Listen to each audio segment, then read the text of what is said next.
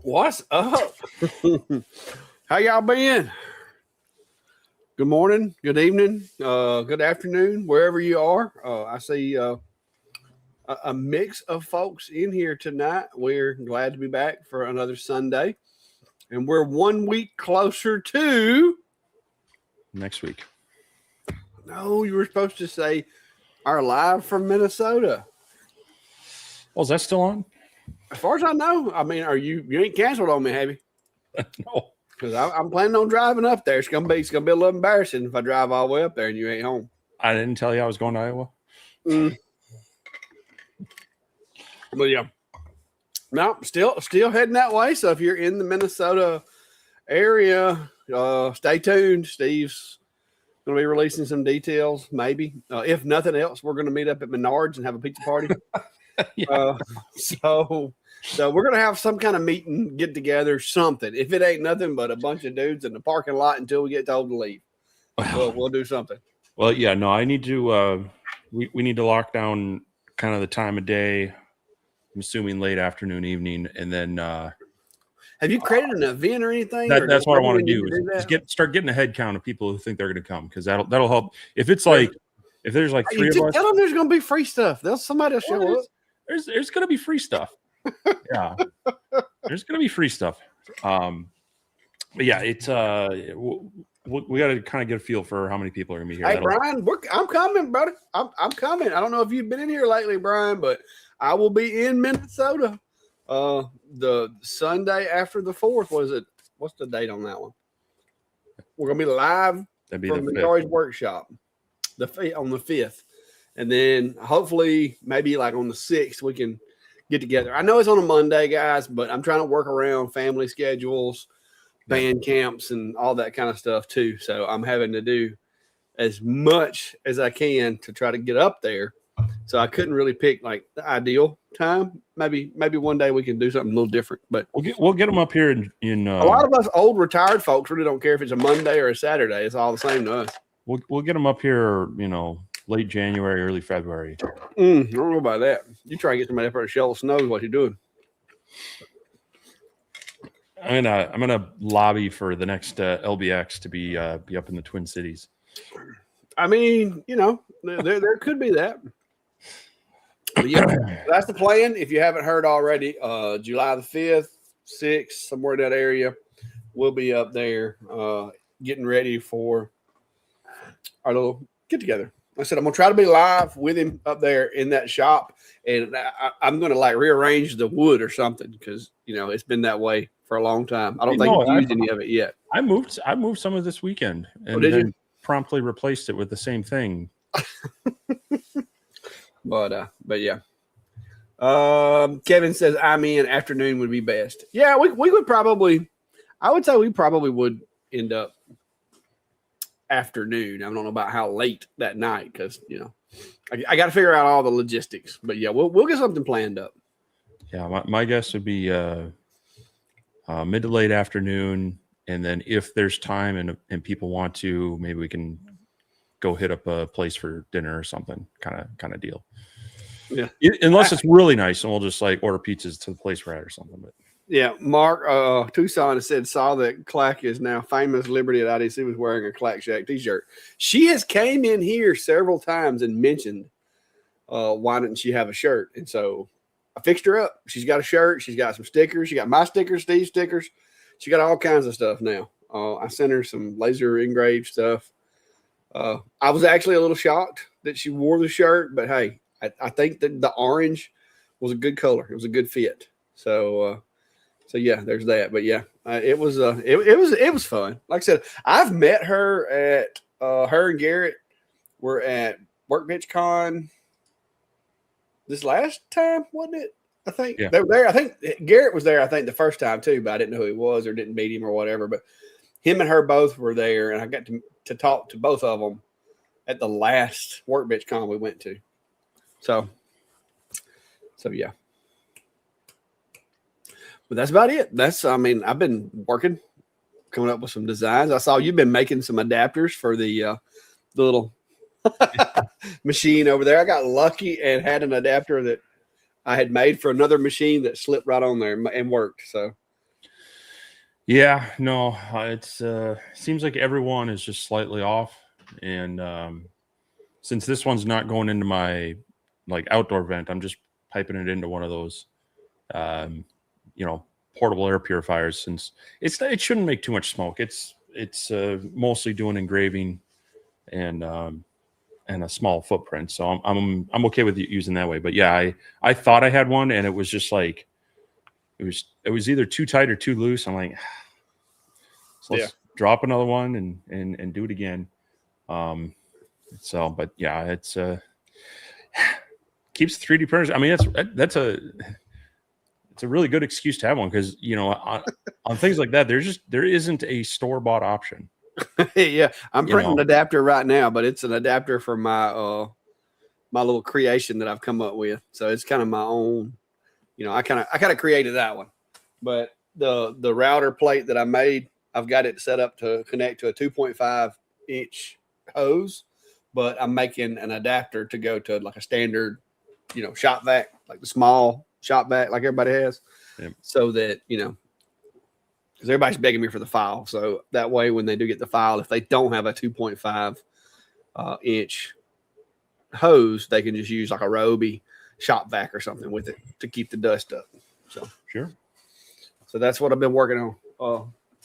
I've got it kind of working, but it's a little tight. So I like to have it a little bit. The tolerance is worked off a little bit. This is the adapter. I'm reprinting it now, but this one, I got this one on there, but it is tight. Like, it is very tight. So this piece here, this top cover actually just pops off. I've got some pins and a little latch that kind of snap into this piece. So I'm putting this together. A couple people have mentioned they'd like to have the file, so I figured why not. I needed to rebuild it for myself, so I rebuilt mine. This one's actually printed with PETG, just standard PETG, but I printed the one that I'm using. I printed it with ABS GF, which has got the glass filament in it, and that thing is solid. Like, it's very solid. So yeah, but there we are. That's my little. This is my tab cutoff mount for my DeWalt. This is the cordless one, but it works with the corded or the cordless.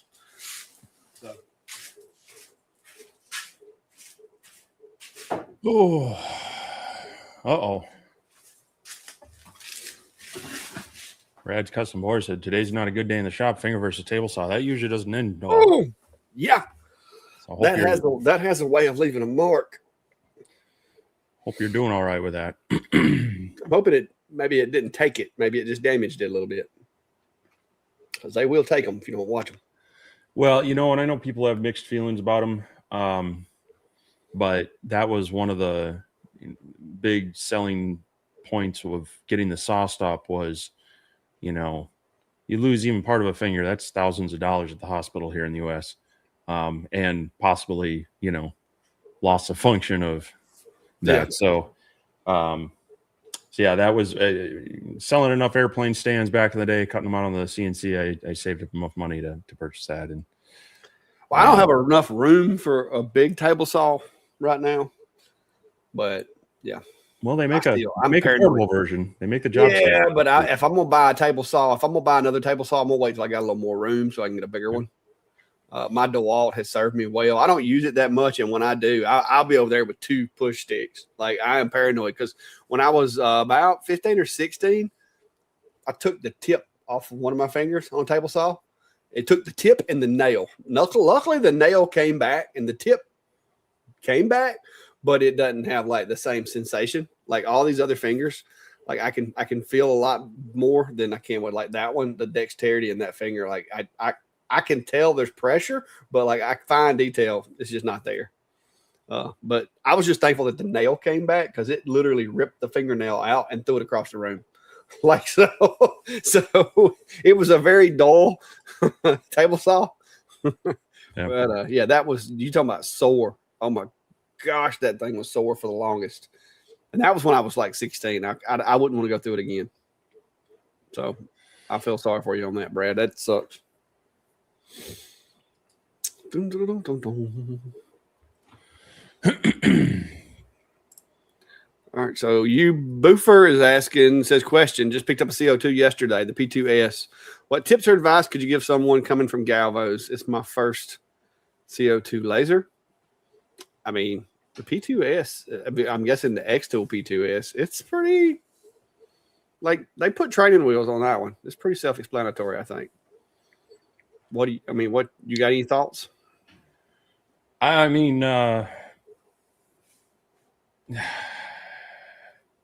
your air exhaust setup is going to be key. The internal fan is okay. It really is best with, if you can get their IF2 or any other inline fan pulling that out, you're going to be much happier, because that's one way that they're not going to work very well, and you're going to be unhappy is if that smoke's not getting drawn out. So that's something I'd work at.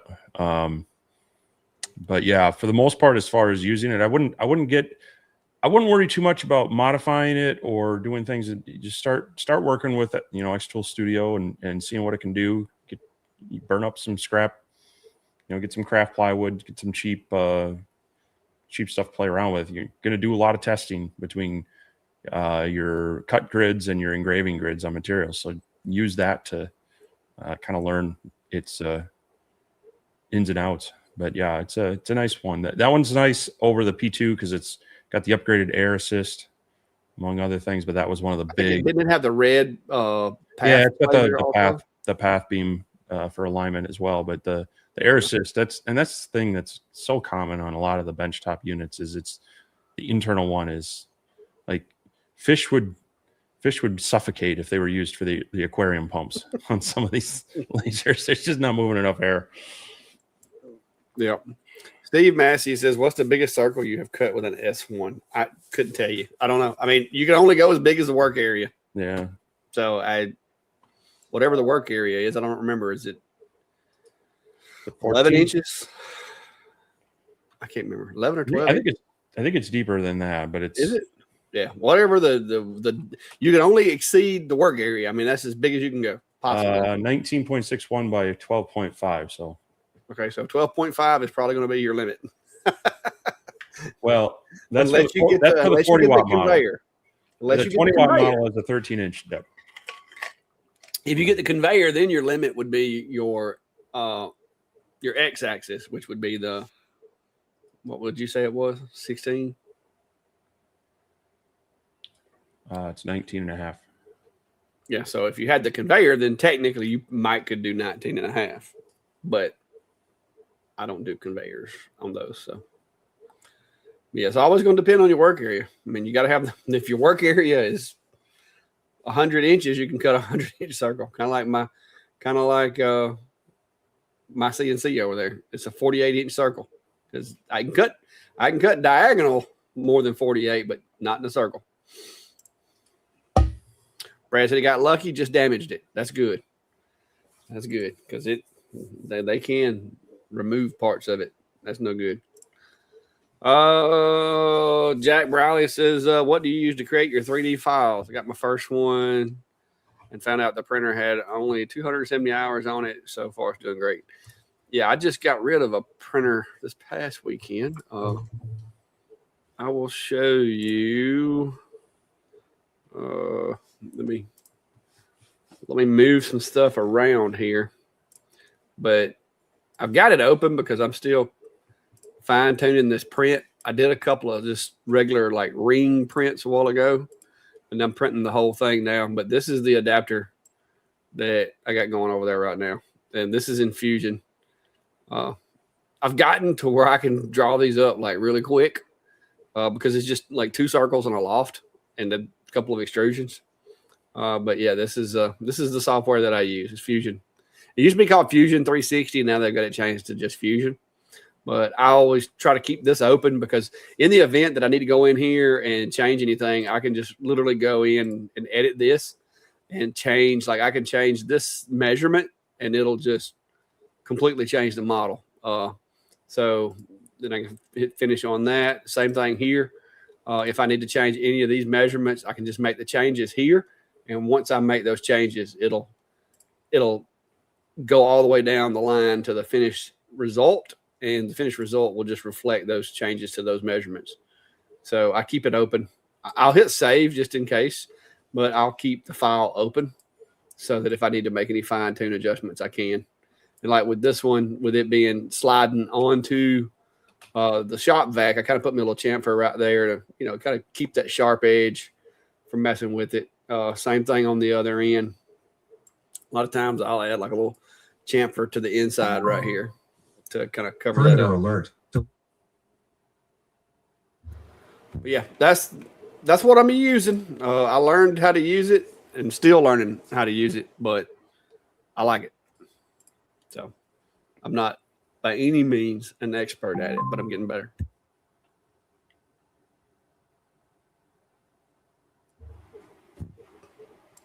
There you go.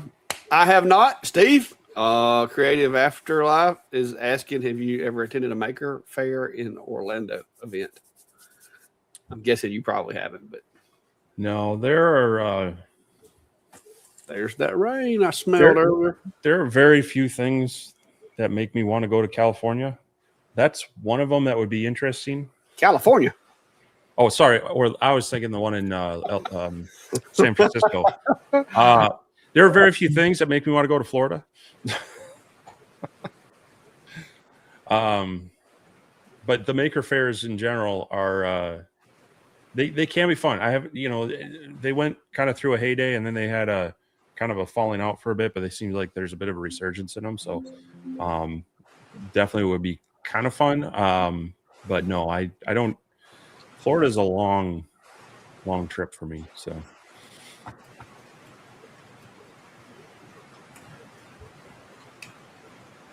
Going through the comments. Well, Medic 458 is asking, hey guys, thanks for another episode. Would it be cost effective to 3D print my own shipping boxes for small item Etsy sales? Added benefit to the customer of having a reusable box. I wouldn't do it just for a shipping box. First off, you're going to either be printing solid plastic or it's, most shipping companies, Postal Service included, they're not gentle with boxes.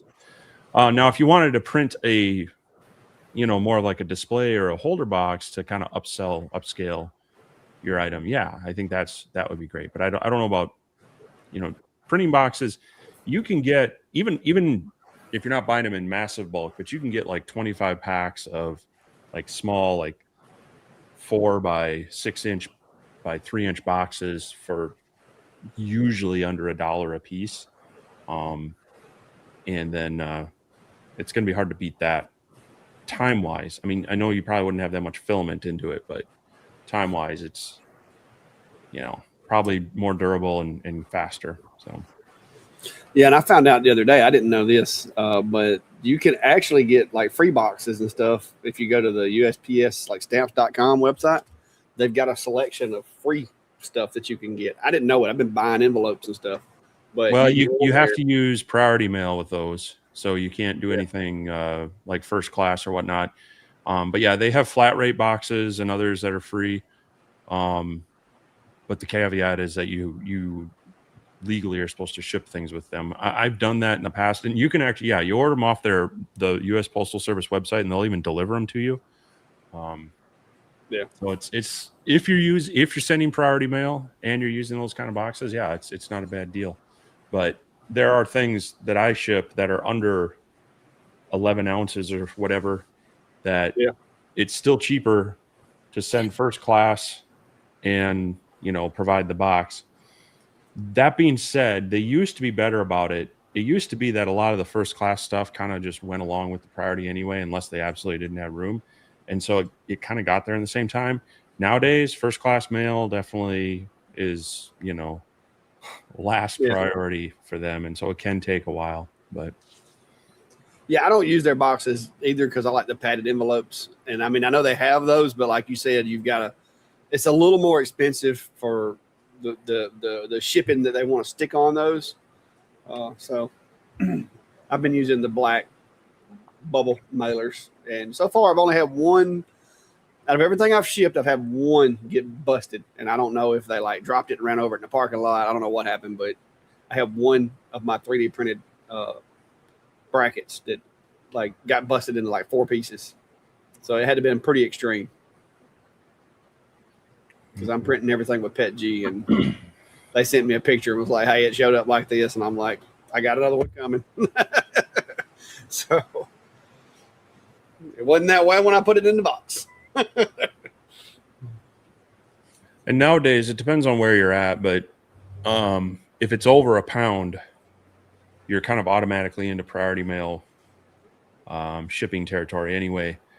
And I personally have found in those cases UPS is generally cheaper, and they also provide up to $100 of free insurance without, that's included in your tag. So the only downfall is they used to be like 3 blocks from work for me. They actually had their local distribution area, and they had a retail desk, so I could just take the things to work with me, drop them off, and I was good.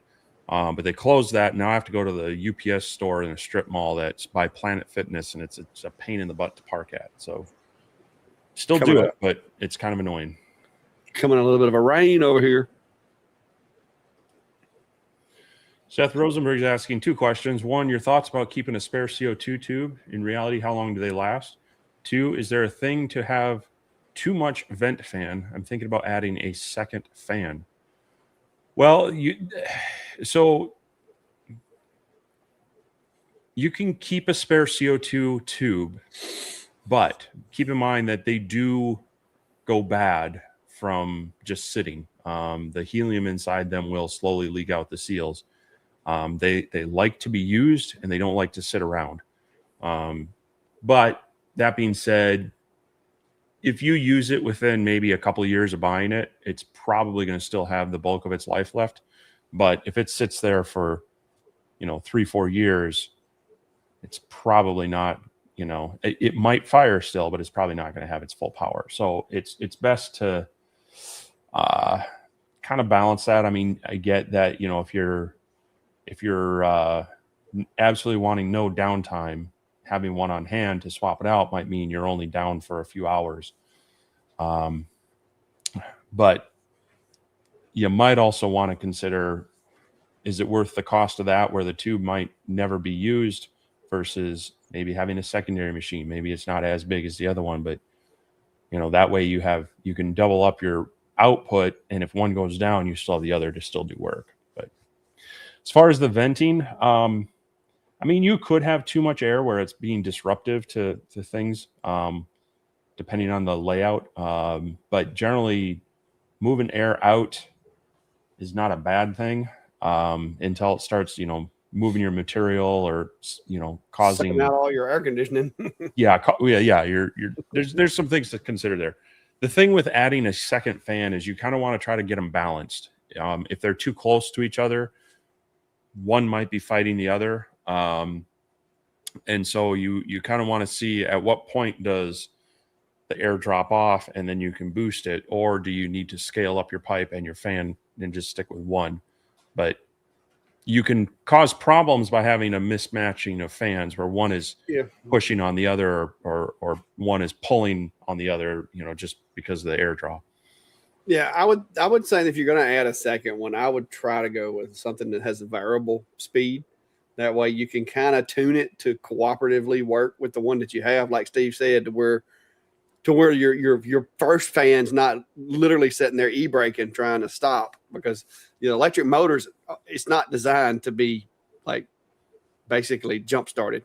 So you don't want their second fan dragging your first fan. So you kind of want to balance them out. If you're going to do that, you might as well take the first fan out completely. But yeah, I would probably get something at least that has multiple stages, if not just a potentiometer type variable power. That way you can dial it in until you see that you're getting enough draft, but not so much that your inside fan's like whistling at you or something. Because you can pull the fan faster than what it's designed to spin if you're not careful with a bigger fan. And I can't say that that's bad on it, but I've done that a couple of times with some of these little small machines. If I turn my big like assist fan right there wide open, these little small machines, you can hear the fan in them start like you can tell it's like trying to hold back because it's almost like one of those little pinwheels in the breeze. Like the fan's sucking it at that point. The other fan's not really doing anything.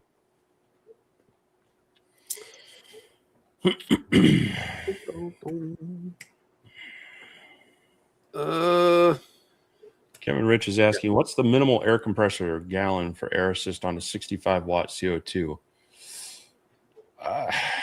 It depends. Depends on your setup, how small your orifice is. Well, there's how much line you have and whatnot. I'll tell you, you technically can run it on like a 2.5 gallon one, but that thing is going to be probably running longer than its duty cycle if you're doing like production work and keeping that thing running 8 hours a day, because it is going to be on probably 80% of the time, and not taking breaks. And that's one thing you got to look at with the air compressors is they're rated for a duty cycle at a percentage of the time it's actually running while it's being used, as well as the amount of airflow it can do and the pressure it can provide. So realistically, I would look at something probably closer to like a 7 gallon on the lower end. I think both you and I have the California Air Tools one that we've hooked up to our machines before, and I use it now. It does like if I'm doing a lot of stuff, it does run a good bit. But now I'm running just enough air to do the job. I'm not like pushing excessive amounts of air. I'm running extremely regulated air pressure, and I make sure that all of my machines, the exit pupil where the air comes out is as small as needed and not too big, because the bigger the exit pupil on your air assist, the more volume of air you're going to have pushed, because there's a balance between pressure and volume. And if the hole that it's coming out is as big as your pinky, it's going to take a lot more volume to maintain the pressure than if it's like the tip of a ballpoint pen. So there are lots of considerations when you start pushing that air towards that nozzle. But you want just enough to do the job, but not enough to cause a strain. But yeah, I can't remember what size mine is, but mine's this little California Air. It's one I've got actually an 8 gallon. Is it? I don't know that mine's that big. I've looked at upgrading it, but it's just working right now. Oh, yeah, mine is an 8 gallon. Never mind. I thought it was smaller than that, but mine's an 8 gallon California Air. And that is, let's see, that one right there. And I think you've got the same one. Mm-hmm. Yeah, see, I've had this one since 2023, and I run the stew out of it. And it's done me a good job. I will tell you, though, if you have one of these, they have a filter, an inlet filter. Make sure you change that inlet filter. The previous air compressor that I had, I was unaware that I had to change that inlet filter, and I started getting a lot of water in my air assist. And then, long story short, I ended up finding out that was one of the contributing factors to getting water in that air tank is that that filter gets dirty for some reason. It makes it create more water. Yeah, for about $200, you get that 8 gallons. That's about the smallest I'd go right now. If you can always add like additional tanks to kind of help, slow down the cycles on it. Because the more volume it puts in its tanks, the longer it's going to run before it cycles on again. But yeah, you then definitely need to be looking at moisture traps. So. Yeah, and like see, I've got PVC. I've got 3/4 inch PVC ran in the shop, and then I've got taps coming off of it that are 1/4 inch, the flex like connector, quick connectors that tap off of that. And so technically, I probably got about 12 gallons worth of air storage because of all the PVC. Because that 3/4 inch PVC goes to the front of the shop, it goes out to the back by the lean-to and all that. So you're creating, like you said, extra storage when you do that. Yep. Tony says, how thick do you make the walls of your adapters? It depends on the use of it. Typically 2 millimeters. If it's something that's like really big, I may go 3. It's kind of, I try to keep the thickness of the material proportionate to the size of, if it's like a 200 millimeter round adapter, maybe I might make it thicker. But typically most of the ones I make, I do 2 mil to 3. And that's just so that they don't break or snap or whatever is easy. How about you? You make a lot of them too. Now, what do you go with? Yeah, I'm kind of the same. On the smaller machines, it's usually 2 millimeter at most. But on some of the bigger ones, like I had an adapter for like the Reno 45. That's going from like a 5 or 6 inch round port down to a 4. So that one I did more around 3. Usually don't get too much thicker than that though. Yeah, it's kind of overkill once you get because you got to think if you go much over 3, now you're getting to mostly just infill anyway. And unless you're running more than the 15% or 25% infill, it's going to be mostly air in there anyway. So to me, with adapters and stuff, just add a couple extra layers on the walls, if anything, and that way you get a little more strength there. But like I said, I just run standard settings, 2 to 3 millimeter thickness, and I mean, if I were to break one, I just put another one. But I can honestly say I don't think I've ever broke one. Like here's one of my goof ups a while ago where I adjusted my measurements the wrong way. I went smaller instead of bigger. This is the one I did a while ago, and like you can take this thing, and I mean it doesn't crush real easy. Like they're solid. Yeah. Because these smaller ones like this are it's hard to break them. Yeah, this is a real thin, like maybe a 2 mil wall. But it was off of one of the small portable machines. Let's see here. Actually, it's closer to 1.5.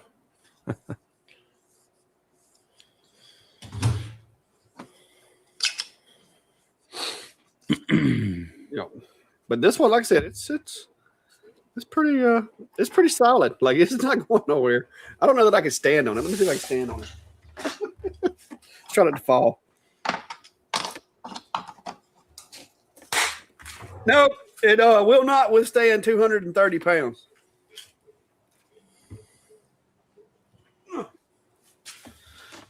But we get to see what the inside of it look like.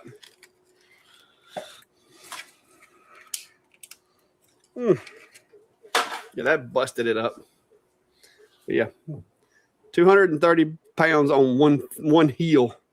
I busted it, but yeah, they're very stout.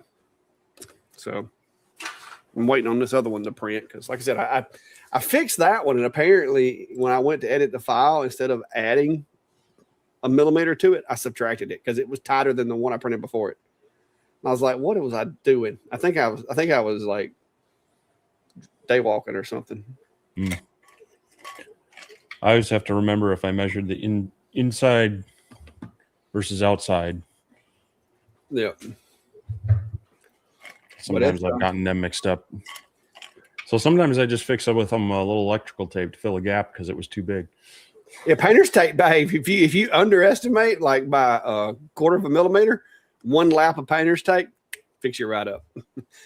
Because a lot of times too, like especially with me and you, these machines that we're testing, maybe we're not planning on having them in here like long term, and so you really don't want to invest a whole lot of time into it. Mark said tested outside of specs. yeah, exceeded specified stresses. Because like I said, that was it took me putting all my weight on my heel to get it to pop, so that was pretty good. I'm just wanting the verification that it was only 230 pounds of pressure put on it. Oh, it was. Hang on. I got you right here. I'm on the downward spiral. I got an attaboy from my phone the other day, bro. I got an attaboy from my phone. Look at that right there. It said congratulations. Today you were not obese, and then the next day it was like you're obese again. But yeah, I've been fluctuating between 225 and 230 for quite a while. When I first had all my surgeries and stuff, I did bounce up to like 245 for a brief period. I need to lose about 10 more pounds right here above my belt. That's if I could just lose about 10 pounds of that, I'd be happy. But I can't give up. I've gave up so much. I just can't keep giving up stuff. And I like food. And I like sweet tea. So I'm working my way through it though. Drinking that sugar water, you drop that in a hurry. Well, see, I'm not like some of these people that drink sweet tea. Like I go to some people's house and drink sweet tea, and it makes the back of my neck hurt. It's so sweet. It's like, wow. Because they put like 2 cups of sugar in a gallon of tea. That's traditional Alabama sweet tea. Well, I put 3/4 of a cup in a gallon, which is way under sweetened compared to most people. But it's just because I'm not big on sweets. I don't like, I consume no other sweets except for my sweet tea. Maybe a Monster every now and then. Destruction test successful. It was. Jared Grady's asking, how hard is it to print TPU on an A1, and how hard is it to glue it? Seen some hunting memory boxes to hold the bullets after you shot and got your game. The big thing with TPU is, first off, it is really picky about absorbing moisture. So you really need to proactively dry it and keep it in a dry box while you're printing.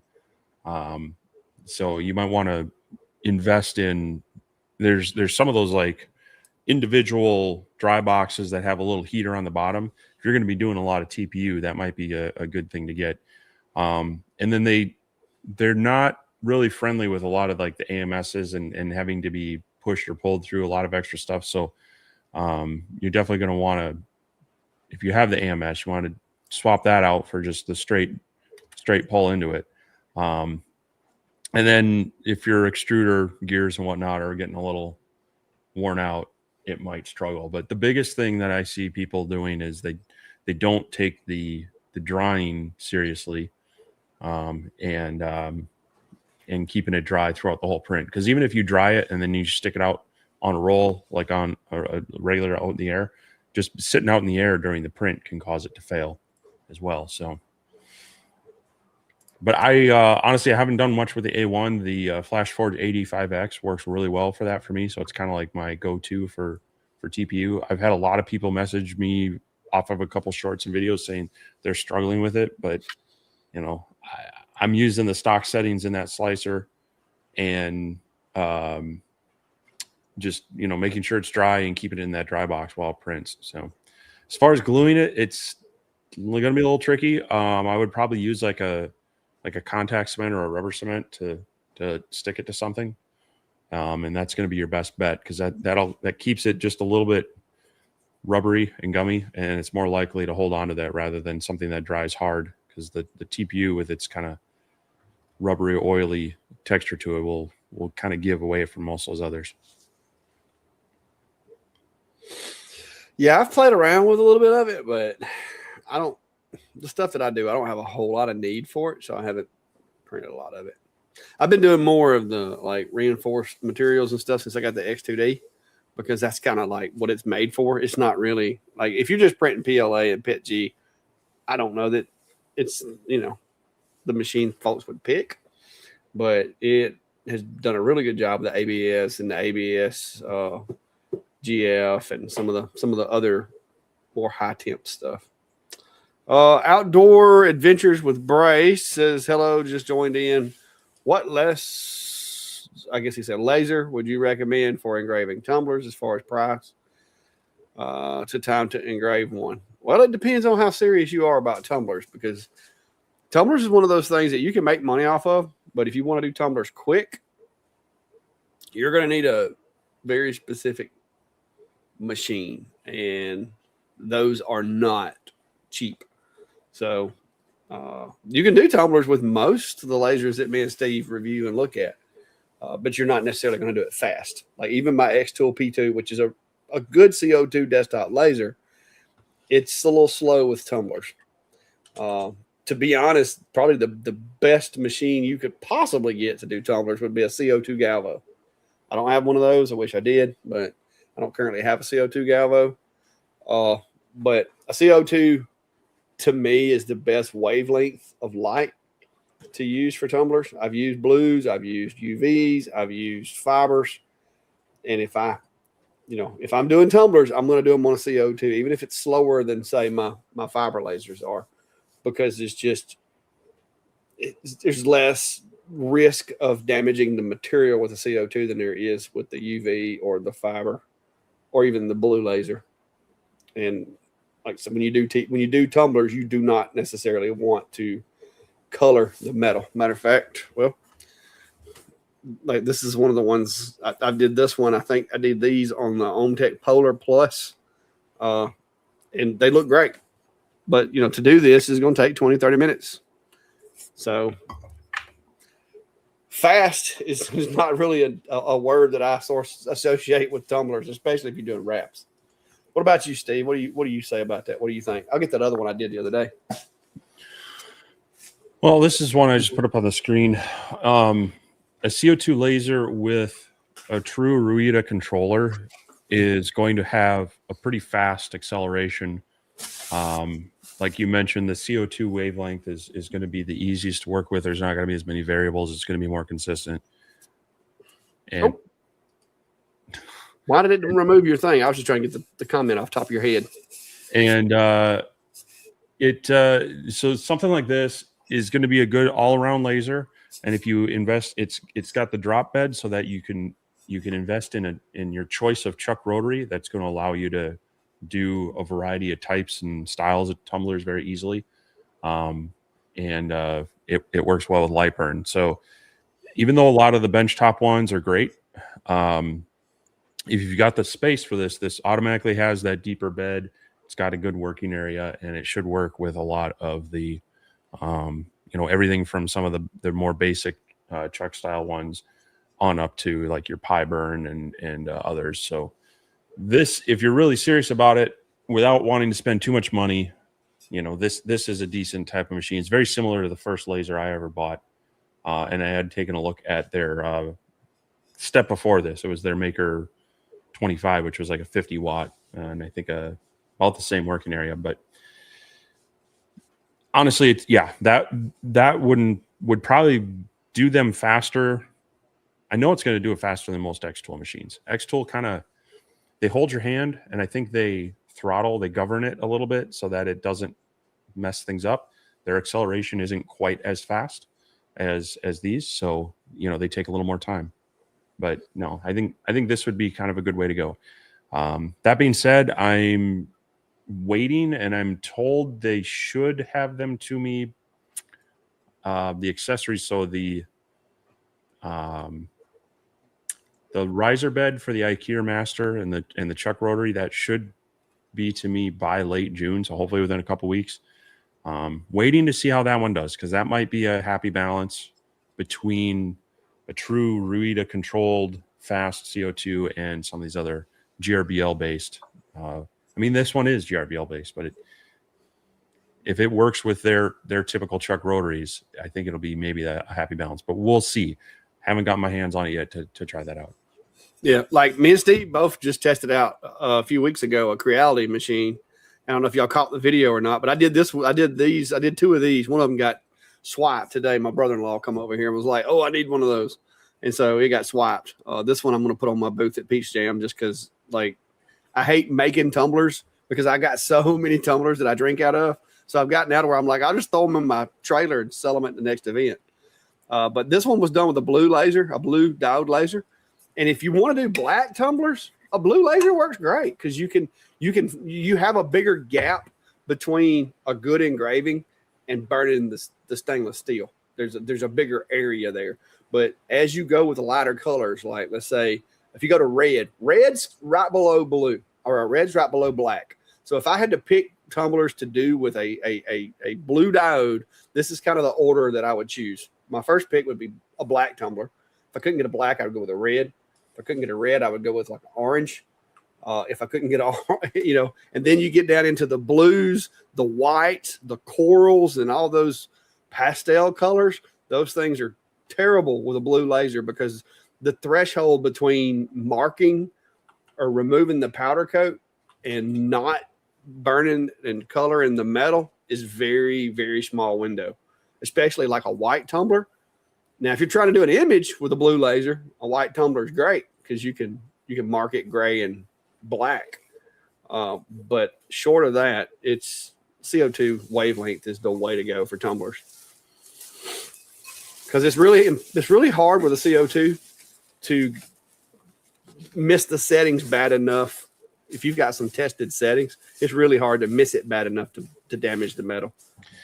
The other thing on that is I see a lot of people that, you know, they're trying to dial in their settings on tumblers, and what they're expecting is it to come off the laser looking just polished clean. And so they keep upping their power, and what they're doing is it's going through it, but it's leaving a little residue that should just be cleaned off. But they're upping their power trying to get that kind of bright, brilliant, you know, stainless steel look underneath it, and then they start burning it because they're applying too much heat. You really got to run it, wipe it down, see if it cleans up well. You know, a lot of people like using the magic erasers and other things like that, which is okay, but know that that's an abrasive and that can mar the, you know, the powder coat and other things too. But it shouldn't take too much. But sometimes you got to clean them up to see how they actually look. It's the same thing with some lasers and the aluminum cards and other things. They sometimes just look a little grungy until you give them a quick little wipe, and then they're clean. So yeah, and that's what sucks, because if you don't clean a tumbler and then you run it that second time, you're probably going to darken the stainless. Yeah. So yeah, So tumblers are a bit of a thing. Jeffrey Stone says, I attempted to swap 3D printer nozzle and couldn't get it to come off the hot end. Needless to say, I've ordered a new hot end. Any suggestions for future swap? It's an Anycubic Cobra 3 V2. Yeah, so some of the newer ones, they have, there used to be just the small screw-in nozzles, and it seems like more of them are getting away to kind of a little more integrated, you know, hot, you know, like the nozzles on more of the heating element part, which is good and bad. If you have the style that can still screw off, sometimes what you need to do is try to get into your printer's settings and heat up the hot end while in like maintenance mode or something. And then that'll hopefully, if it's some filament that's kind of holding it in there, that'll soften that up, and then try to, you know, open it up and wrench it off. That being said, if it is that gunked up anyway, it's maybe not a bad idea to just replace the whole hot end. Hopefully, I know a lot of the newer ones, it's a lot easier to do that. Not 100% familiar with how the Cobra 3 is. The newer ones are kind of pretty simple. Usually like a clip, some magnetic holdings. Some of them have the plugs built onto the hot end as well. And I've even found, like with some of the bamboo printers, where you can get just the nozzle or the whole assembly, and it's a difference of like maybe $15 or $30. I've tried to go the $15 route, and then you have to like rebuild the hot end anyway. And I go, nah, I'm going to pay the $15 just to have it all together. So, but yeah, try a little bit of heat, see if that kind of opens it up a little bit. Otherwise, if you can take the whole thing off and maybe soak it in a little bit of acetone or something, that might help soften and loosen it up as well. Yeah, I was going to say, my rule is if you make things hot, they come loose easier. If you make them liquid, they come loose even easier. Yeah. Rob Wilson says he's got that exact OhmTech. It does tumblers very well. The Chuck rotary is not great. It's about $170. Yeah, they're kind of stock.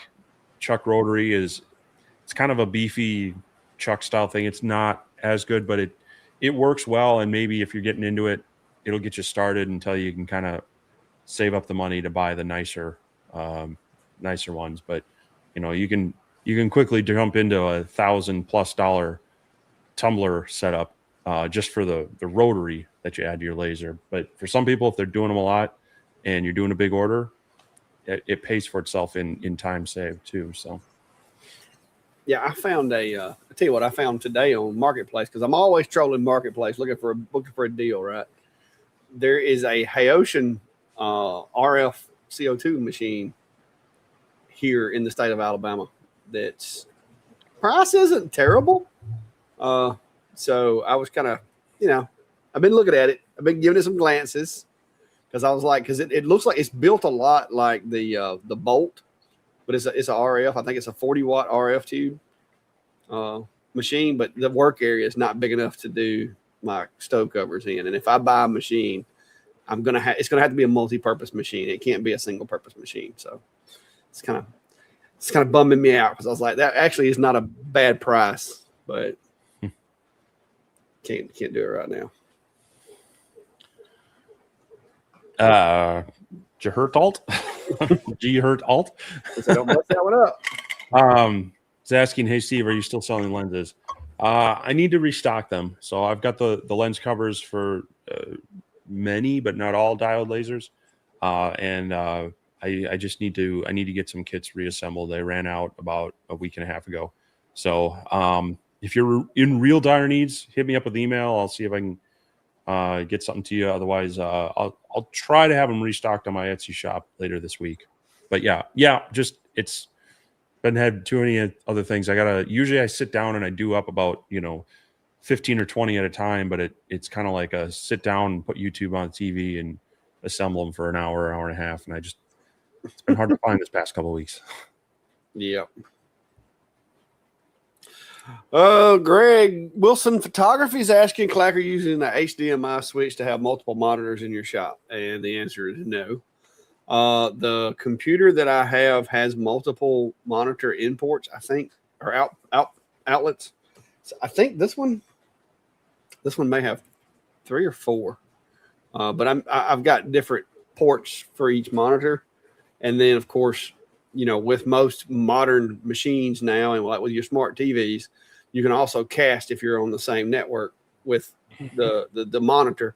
So technically, I can have these 2 monitors running, and if I wanted to, I could cast to that TV over there and use it as a third if I wanted to. Which I got another computer over there that runs the CNC and does some of my testing on new machines. And like if there's a beta software that comes out and I don't want to take a risk on messing up my main machine, I can install the beta over there on that machine, use it, run the machines or whatever. And if it works, then I can come over here with it. But I've got 2 computers that I use here in the shop.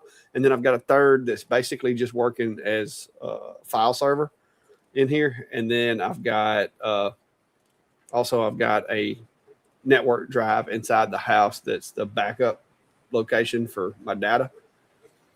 So I've got quite the network built out here, but no, I don't use a HDMI switch. This computer's got 2. I think it may even have more than that. I'd have to look.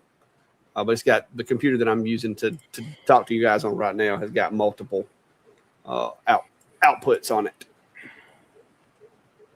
And you've got a similar computer, don't you, Steve? Well, the one I'm using is about that big. Oh, you want a mini out there? But it has multiple. It's either multiple HDMI or it also has like DisplayPort. I forget which. So, but yeah, most modern computers, other than laptops, will come with generally a couple of DisplayPort or HDMI out. So. Yeah. So I don't have a switcher or a hub or a dock. Well, I shouldn't. I actually do have a dock hooked up to this one, but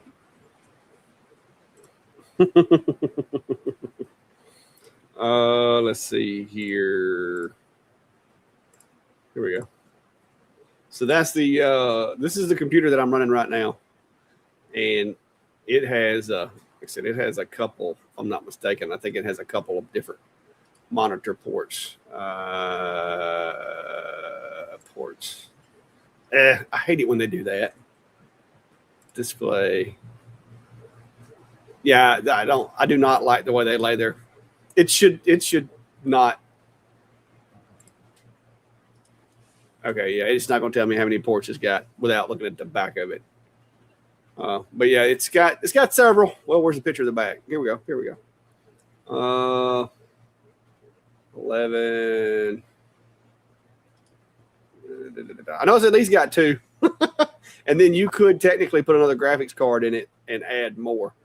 But yeah, it's not the cream of the crop computer, but this is to do everything that I do here. I am probably at the bare minimum. I would really like to upgrade the RAM in this computer, but that was a big purchase that I had to make, and so 32 gigs was all I got. This is what I'm using out here for the streaming and some laser control. And yeah, it's got one display port and one HDMI, but it's got multiple NICs.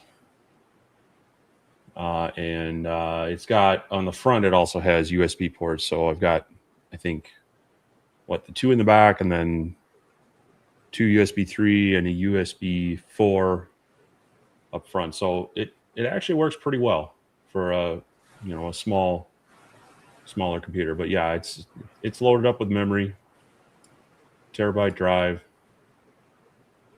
So I don't think I've quite paid that much. I think it's gone up since then. Yeah, I think everything has. Yeah.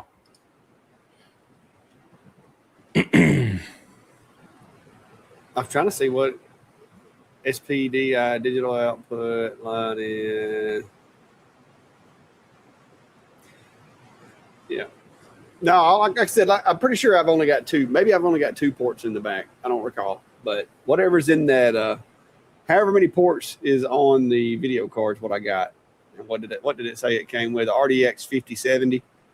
So I'd have to look at an RDX 5070 and see how many ports it has. But typically, they either have like 2 display ports or they're a display and a US HDMI. I know this one does not have a VGA output, so I can tell you that.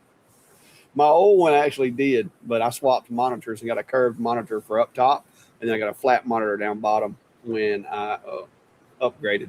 I upgraded one of my monitors as well because I had an old Dell monitor on this rack before.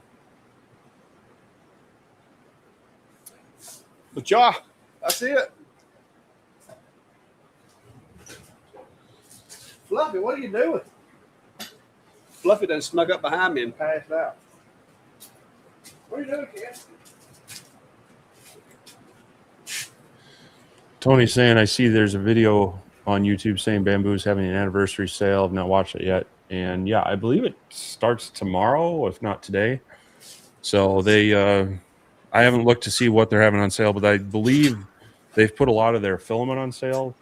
And depending on if you buy it in bulk or whatnot, you can get that down to about $12 a roll. So if you really like some of their filament, now might be a good time to get some of it. But and then of course, Prime Day is coming up in a week or so, where we're already seeing other people where they might not sell on Amazon, but they have their Prime Day sales. So keep an eye on those things, but also keep an eye on what the price was before the sale, because sometimes it's just same flavor, different cup, not really saving much. But I mean, if you get the money and you've been looking for something and the price is attractive, maybe they're throwing in a little extra something for you or whatnot. Yeah. Yeah. So here I got my camera set up back here behind me now. So this is kind of where I sit, and I'm going to do a video on my other channel about this because everybody keeps asking me. But like, this is the bottom screen. I've got StreamYard and everything playing down here, and up top, this is my Streamlabs setup.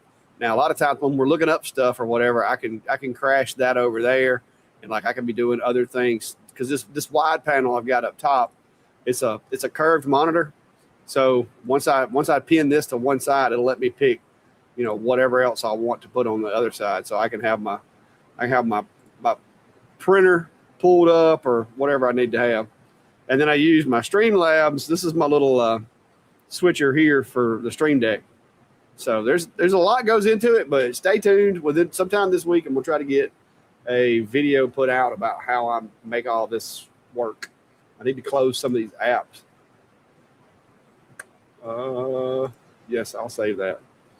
So I've got Fusion running, I've got Bamboo running, I've got my email open, I got a couple of tabs open on my browser. Like I got all kinds of stuff going over here. So anyway, but yeah, we're gonna do a video on that as well, because I've had several people asking me about how to take like their mics and cameras and put them into stream labs and make it work and all that good stuff. So probably doing that this week if I can get caught up, but I got to get the video out on this guy first because I've been doing some work with it, and I'm gonna be honest with you, it's pretty happy with it so far. So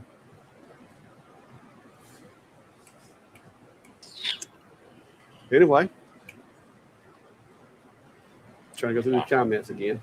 Yeah, I'm trying to jump ahead. So if we missed your question, it's all right to post it again. If it's been a while, just don't spam it too bad. All right, I think Jack did the homework for me. He said you can have 3 external monitors. So there you go. Well, and I find 3 is great when you have something that you passively need to monitor. Yeah.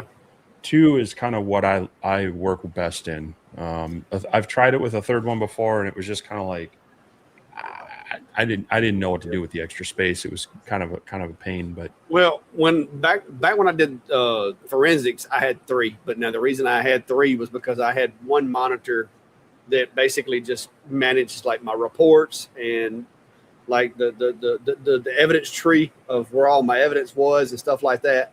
And then I had my center monitor, which was like the tools for, carving the files or doing metadata searches for locations and all that. I had those tools in the middle. And then on the right, a lot of times that would be like my bookmarks, my tagged evidence or whatever. But I was technically only actively using the middle monitor. The other ones were just kind of like landing places for things. So I didn't have to like click through tabs a lot. So, but now that one over there, like I said, I can cast to that TV over there because it's on the same network. But typically that one is either doing like the slideshow like it's doing now, or it's got my CNC software or Lightburn or X Tool Studio or ComMarker or Atom Stack or LaserPecker or G-Laser or Creality or whoever running on it. So it just depends on what I'm testing that week. Sounds like Directed Tech did a video on the sale. Some deals are okay, some are barely worth noting. So something to maybe check out. I know it's always nice when some people do a rundown on what are actual deals versus just kind of like I say. A lot of times, like, they do this a lot with when they initially launch a product, you might get some savings if you're like an early backer. But you're also kind of gambling on like you've only seen maybe some marketing material. You probably haven't seen some real reviews and such. So you're kind of hoping that it actually pans out. After that, they tend to have like a pre-launch price, and there just kind of seems to be a constant sale that keeps it roughly in the same price. So I generally tell people don't get too fear of missing out on any one sale unless you've really done your research and you go, no, this truly is less than what I've been looking at. Because I've been there before. You're like, oh, they have this really great deal. I should buy it now, even though I might not need it for a few months. And then a few months go by and you're like, well, it's the same price or maybe even cheaper. So yeah, sales are great, but you definitely got to do your homework to see that you're not just getting marketed to. Rob Wilson 2977 says, hey guys, do you know any way to get the F2 to do black engravings on 304 stainless steel with the IR short of using marking spray? Black, any kind of color on metal is basically you're causing oxidation. And with stainless steel, like black is as oxidized as you can get it. Like that's several different layers.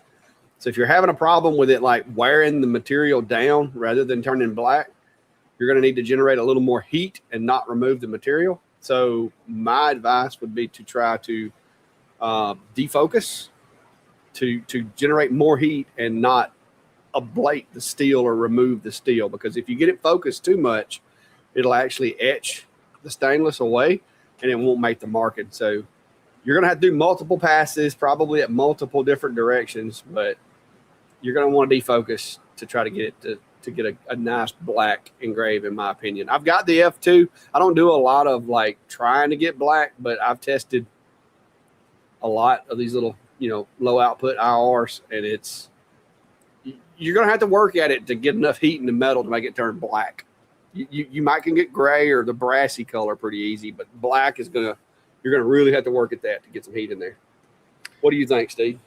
Well, I don't know how it's going to relate to that. I was using a 20-watt fiber, but I did a video kind of showing how to get a little darker engraving from the just natively on stainless steel with that. And it had to do with kind of, defocusing it a certain amount and then, playing with your settings just a bit to where you would get it pretty dark, but it wouldn't be overburnt, but it wasn't necessarily brown.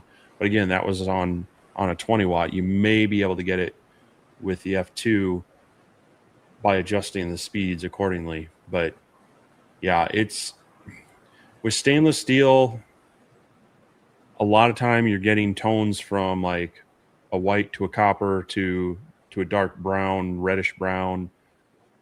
Getting true dark black is a little hit or miss, and best done with a like CO2 and the marking spray. Yeah, if you defocus and run a just insane LPI, like double your LPI to what you'd normally run to get some overlap in there, that overlap, what that's going to do is heat up that thin little line of the material a little hotter than if you're just doing a standard overlap. But it's going to be tough especially if the metal is thicker metal that dissipates the heat quicker. The thinner the metal, the better the luck you'll probably have with a smaller output machine, because that material is absorbing that heat faster than you can create it, and so it makes generating that black color a little more difficult. Whereas if it was a thinner piece of material, it would heat up. But if you got to be careful, because right behind black comes warping. So you got to be careful with that. I probably got a piece of metal in here somewhere with it on it. Let me see if I got one handed standing by here. Yeah, see, this is like the brownish color you're going to typically get. As you can see, I've gotten different colors, but you'll get the blues and all that, and the blacks are like you got to go past blue and all that as far as the heat to get to the black. It's a bit of a witchcraft type thing. You can see the blues and pinks and yellows and all that. But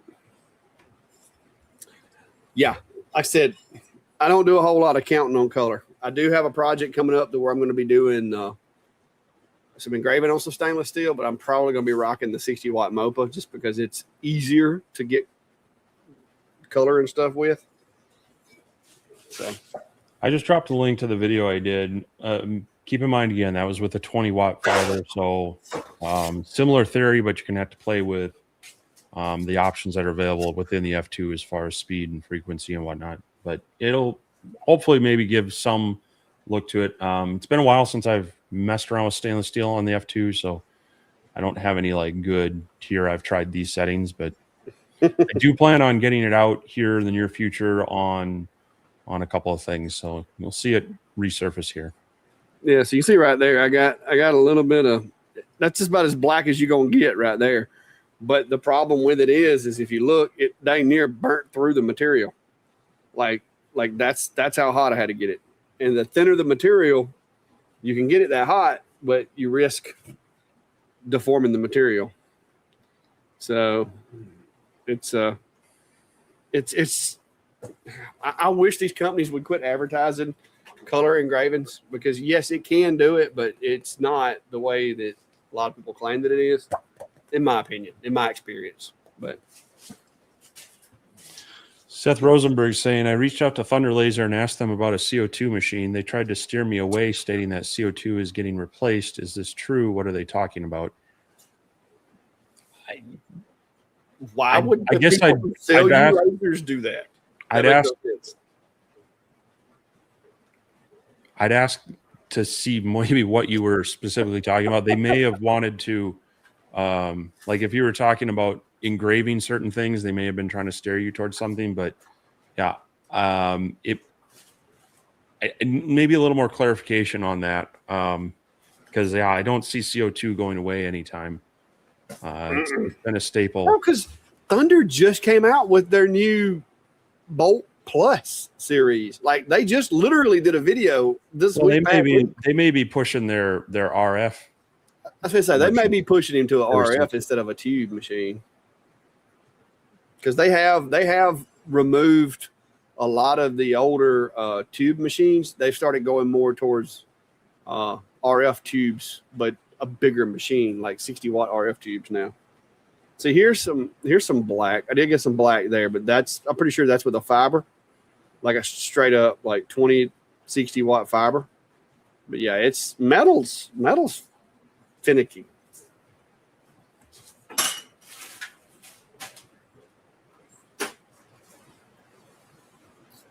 I was just shopping or window shopping Thunder Laser and Omtech's websites today to see what they've come out with. I'm watching for them deep discounts.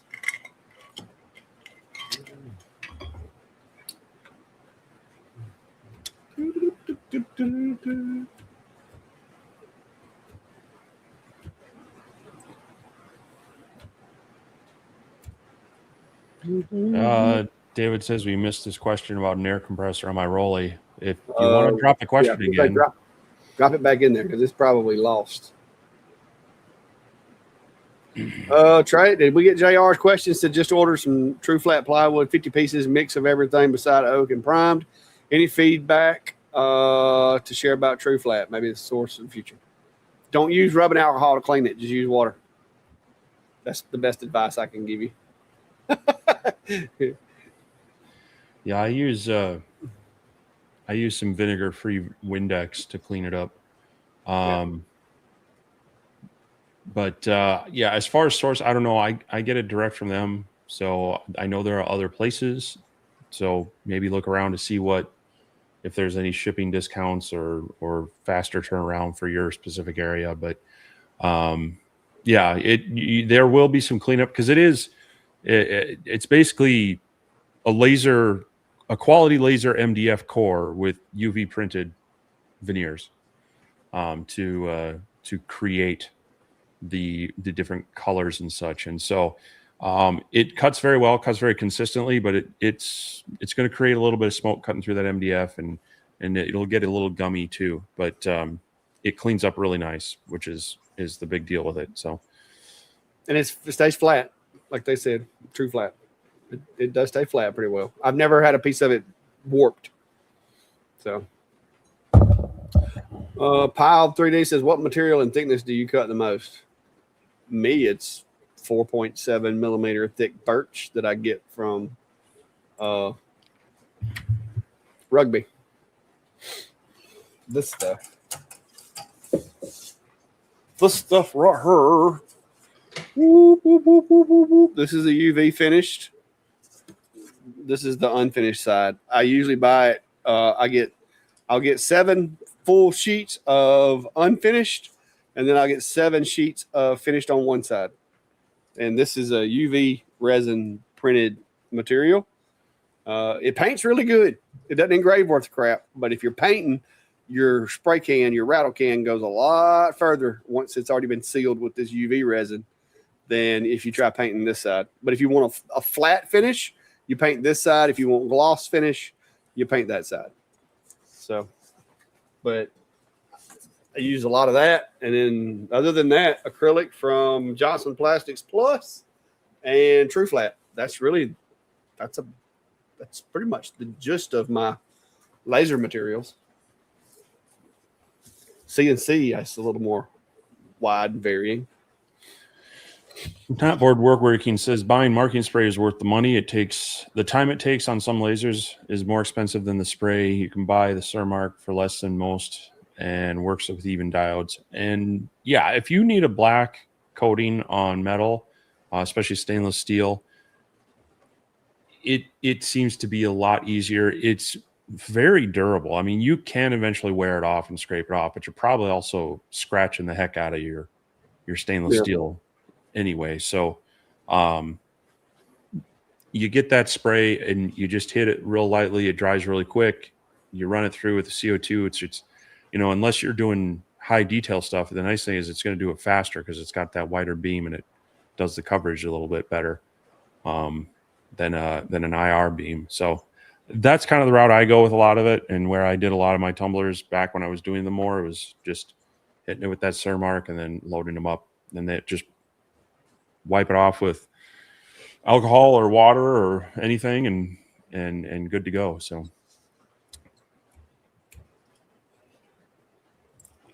Pyle says, what focal length do you use? And that is going to depend on which machine you were talking about, because like most every machine that I run in here, like for cutting, is going to be my P2 CO2 for acrylics, and then the old trusty enclosure Zilla over here for all of my wood. And it's dark in there right now, guys. There we go. The old trusty X40. Don't forget, Steve. I need you to get that module while I'm up there. I need to snag the module and the controller off your X40 while I'm up there. if you can reach it, you can have it. Oh, Tom Cleveland, Papa Creation says, Clark, what time will you be at the Events Pizza Jam in 2 weeks on Friday night? I don't remember what time they said we got to get set up by. I'm going to get there early because there's been some changes to who's laying the mapping and stuff out, and I've got to also bring some stuff. I'm donating some stuff to one of the local nonprofits, and so I got to I'm gonna make a bunch of trips. But whenever the thing is open, let me see what the time is. I'll have to be at my booth when they technically open. I don't know if I'm gonna be selling at night or not. I may just be hanging out. But they kind of sprung this on me. And I would say I'd only do this Saturday, but I know good and well if I don't go up there and get set up Friday, I'm gonna probably get messed over out of my spot. And I have a spot that I like, and I've always been able to get that spot. So I'm hoping that by going Friday, I can get my spot again. Brandy says setup is after 1 and it starts at 5. Oh, I was trying to find the thing. There we go. So yeah, so I'll be sometime after 1. But if you want to make sure I'm at my booth, it'll be at 5, I guess. So times on the website. I went to the website and it's not there.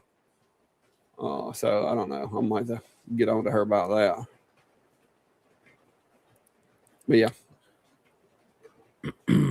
Matter of fact, I'm not even sure that this website's up to date because there's a splash pad, so maybe it is up to date. I don't know. But yeah, apparently I'll be at my booth after 5 at least. So if you want to come by there then.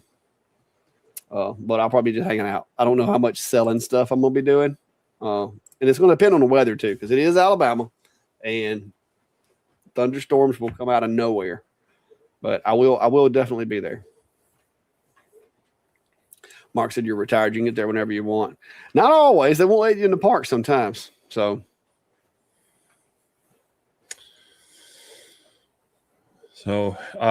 Seth Rosenberg followed up, says, yeah, they were pushing the RF and said glass CO2 is on its way out and the live.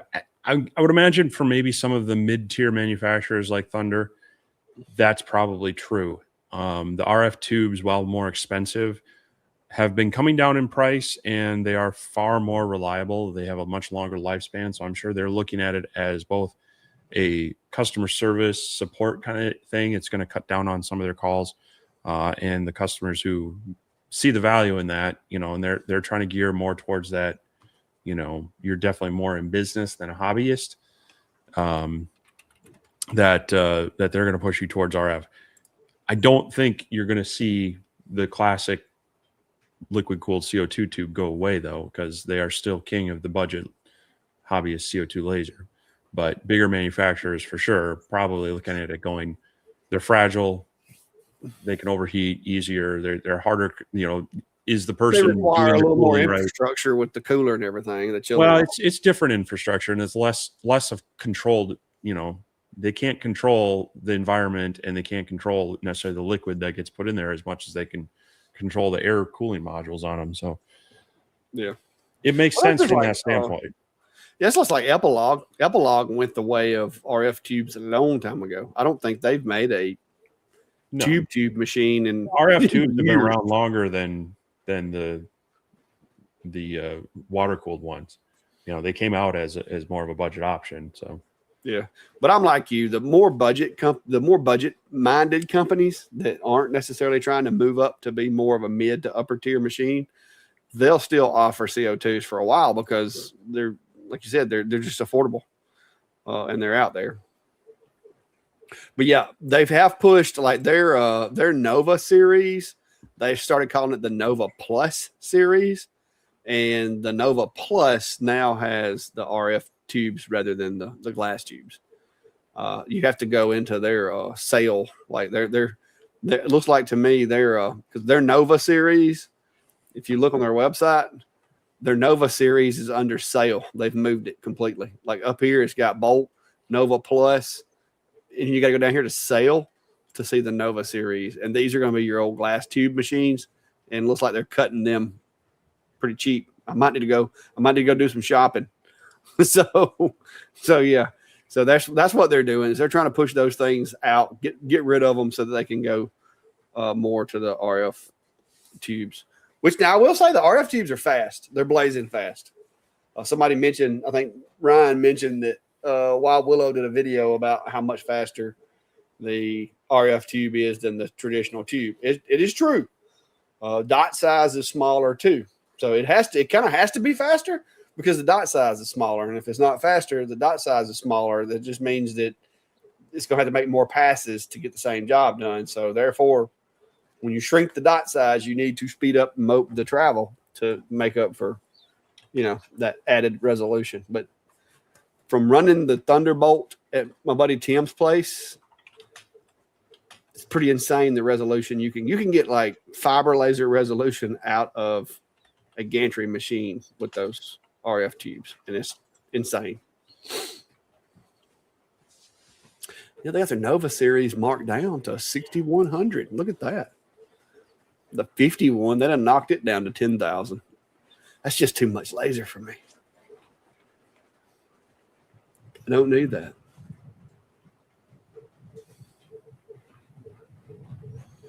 Mm-hmm. All right. They said, Brandy said Saturday starts at 11. What are y'all talking about back here? Did I miss something? Yeah, Saturday will be after 11. I'll be there early though, because I always end up having to get there early because my wife usually has me doing stuff for other people too.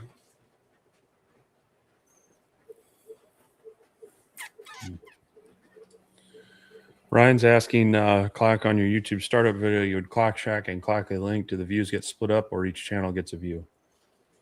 No, when you do a collaboration like that with another channel, the channel who uploaded the content is the one that gets credit for all of the analytics. So that's kind of why I did it.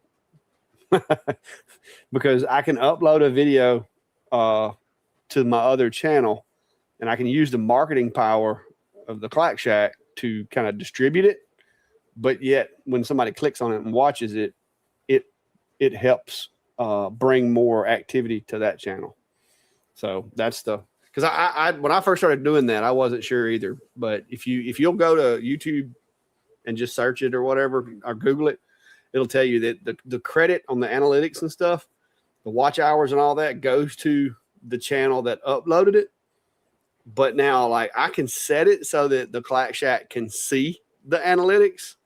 But I mean, I don't have to because both of them are my channels. But that's the way. That's the way. Anytime you do a collaboration like that, that's the way it works. Is whoever uploads the content is the one that gets credit for the analytics. So. Bootleg Garage says, Clack, do you like the X-Tool F2? Yes. The X-Tool F2 will be my event machine that I'll be taking to the Peach Jam to use for my small things that I do, because I don't do really big things at Peach Jam. I will take some stuff like that tumbler that I made. I may take a few cutting boards, charcuterie boards, maybe a few of my little sports thing that I make just to get people to look at it and know the kind of things that I do. But I'll be doing some keychains. I'll be doing pet tags. Pet tags is usually one of the bigger ones that I do. Kids love those little dog tags with the bead chains. You know what I'm talking about? Like the 90s stuff is coming back. So all the stuff that we wore in the 90s is now back. Like the kids 16 years of age or so love that stuff. So the black stainless steel dog tags with the ball chains and stuff like that seem to be a big hit. I sell a bunch of those.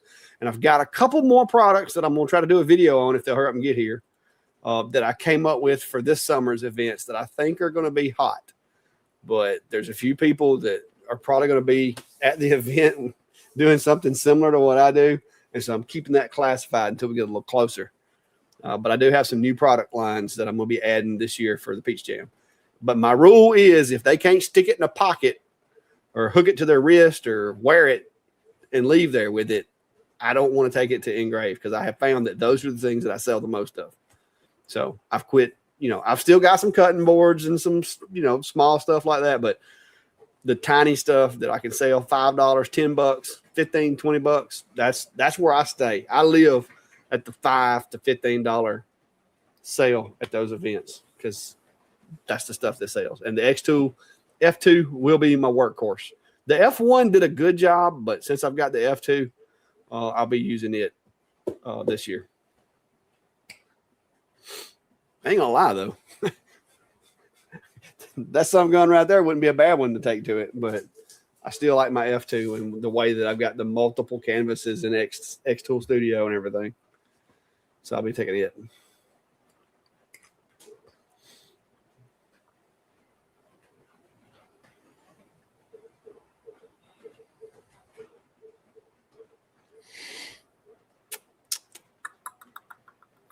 All right, I'm trying to look. Seth Rosemer is talking about heat on a CO2 water cooled. How hot is too hot? I watch the thermometer in my bucket. I watch it with concern. Generally, I've tried to keep mine around 68 to 70 degrees Fahrenheit, not Celsius. Celsius, that'd be 18 to 20, I think. And that's kind of in the sweet spot. It can go a little cooler, it can go a little hotter, but yeah, when you get too close to 78, 80 degrees, you're starting to get too hot for the CO2 laser, and you're going to start degrading that tube. On the flip side, when you get too cold, it's more the risk of running into things like condensation. But the temperature swings, if it's a sudden swing during a job, it can actually, you can start to see the difference in the tube. It changes kind of the effectiveness of the tube. It'll even change the wavelength a little bit, and you'll see it in an engraving if it gets those temperature spikes. So I try to keep mine, like I say, I'm running generally on them. I'm running an active cooler, and I'll usually set it to about 68, 70 degrees Fahrenheit or 18 to 20 degrees Celsius.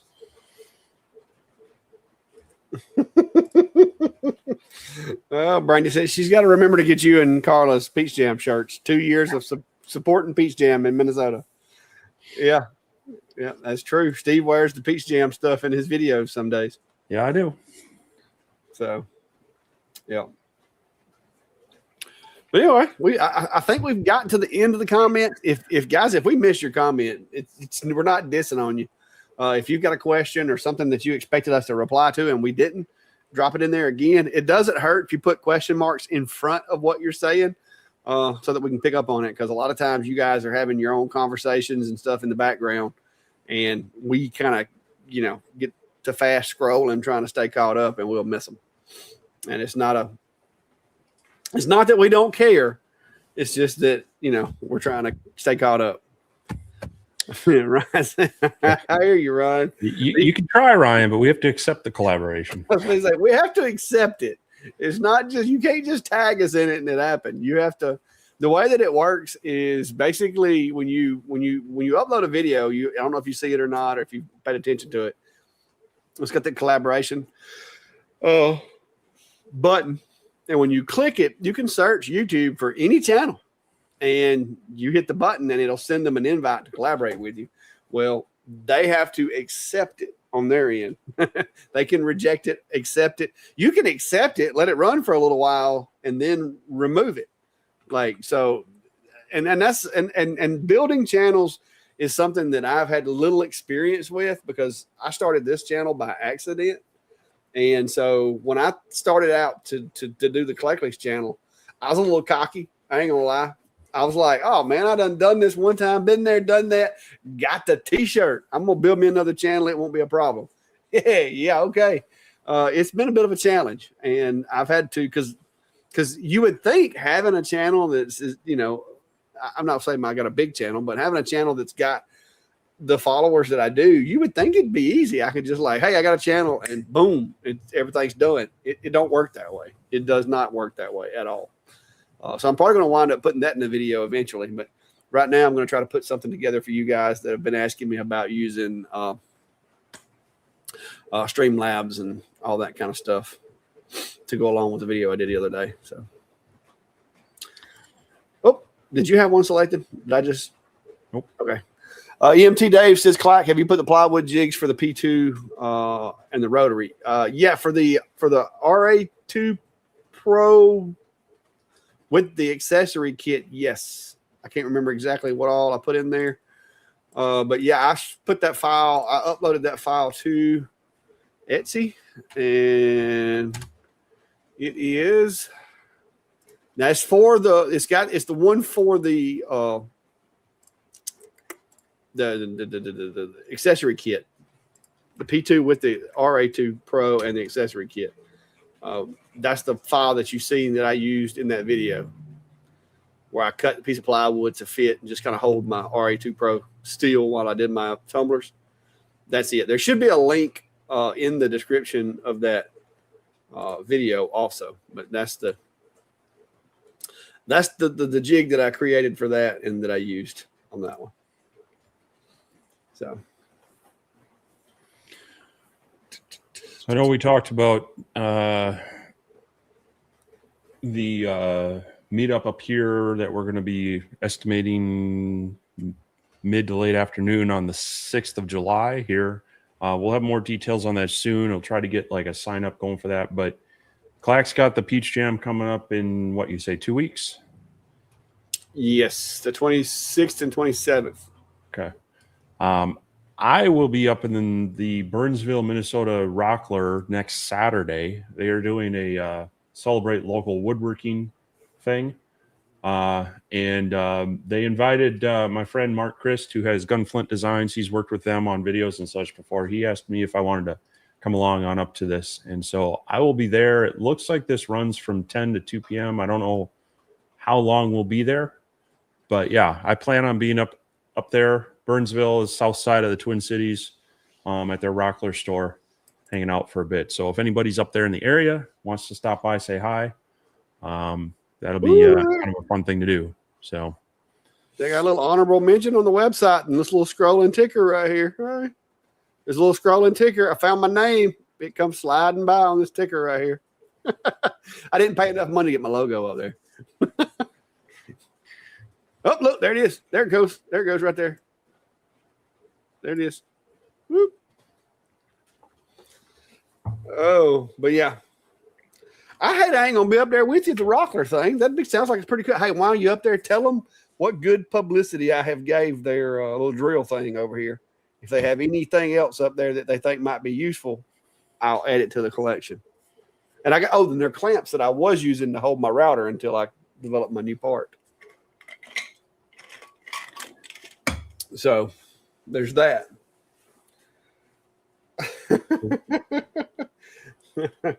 Rob said on your way through, drop me a Clack Shack t-shirt. You can actually get your very own Clack Shack t-shirt shipped to you. I don't do it. as far as like I don't send them to you, but you can order one from the ladies that do these, because that's matter of fact, it's the same people that y'all saw me doing all those hat boxes the other day. It's the same folks. They make my shirts, and that's why I make things for them and they make things for me. But there's a link to the shirt if you want to order one. But I don't remember exactly how we're going on the way up, but we're gonna be kind of pressed for time on the way up, because we got to try to get there by Sunday for the live. So I don't know if I'll be able to stop on the way up anywhere. And I'm also this is a hybrid vacation. This is a family vacation / go see Steve. So I can't set aside a whole lot of time for Steve, because my family will be looking at me funny. Y'all know how that is. Like, it's one thing when you going to the gun store for just a few minutes and they're all sitting in the car looking at you. It's another thing when you make them wait for 2 days.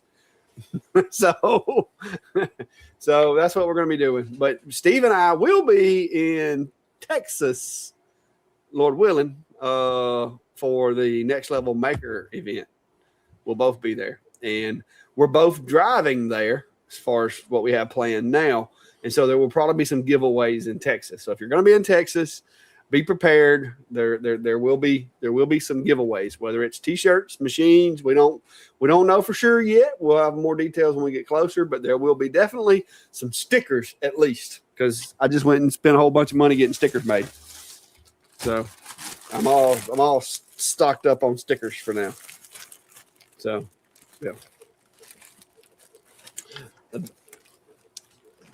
I need to get some others made. Chris said they don't sit. Chris, if you want, you got to find somebody local to make you a Clack Shack shirt. I ain't gonna complain. Hey, Chris, can you make Clack Shack shirts? Maybe you could be the Australian outlet for the Clack Shack shirts. I'll give you my blessing. So you can just don't be charging people more than it costs to make them. You can make you a little bit, but don't be price gouging over there in Australia. But yeah, so that's the plan. We're gonna be nothing else. You're gonna have some free stickers. I'm hoping for more than that. We'll see how things go. We'll throw in some free orange rulers. You making orange rulers over there? Are they laser safe rulers? Can you use them as glasses? Well, technically, yeah. This is for a diode, but yeah. I put a video out on laser doing clear acrylic with the IKEA Master, and did some engraving, some cutting, and yeah, so made some rulers out of both clear and orange transparent,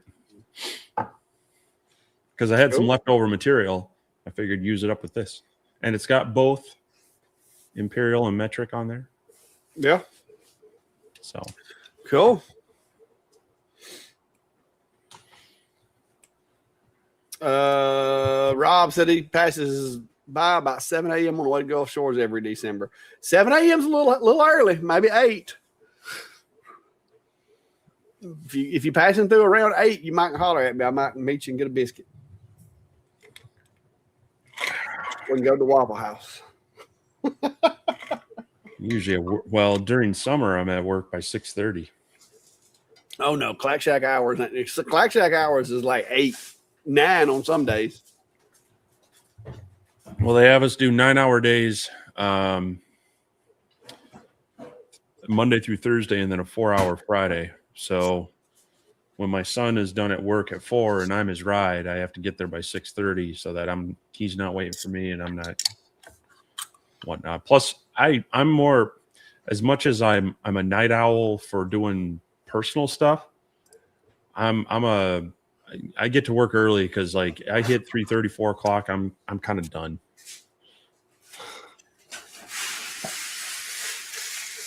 So, Chris is asking how did I check the calibration of those rulers? Well, I mean, I have this Empire steel rule, and when I line it up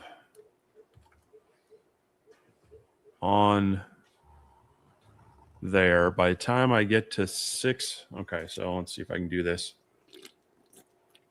If I line it up on the start of 0, by the time I get to 6, which is the extent of it, it's almost indiscernible between the two. So I think it's pretty close.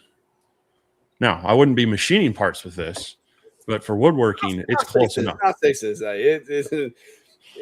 Most folks with the eyes like we got, it's probably close enough.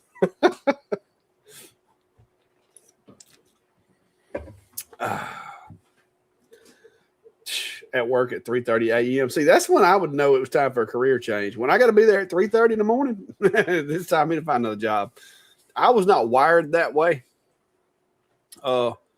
Like if we were cavemen, I'd be the one up at night watching for the bears because I've got that. My natural clock does not. It just doesn't work that way. I can stay up till late, but I can't. I just can't do early mornings that good. I've always been terrible at it. You never had a paper out as a kid, did you? No, I don't. That's one of the main reasons why I'm not like some of these guys that like hunt, like seriously hunt. I don't. I'll afternoon hunt. I'm not big into the morning hunts. I'm just not wired that way. I'd rather stay up 24 hours than have to get up at 3 o'clock. I had a paper out when I was a kid, and then it was morning paper.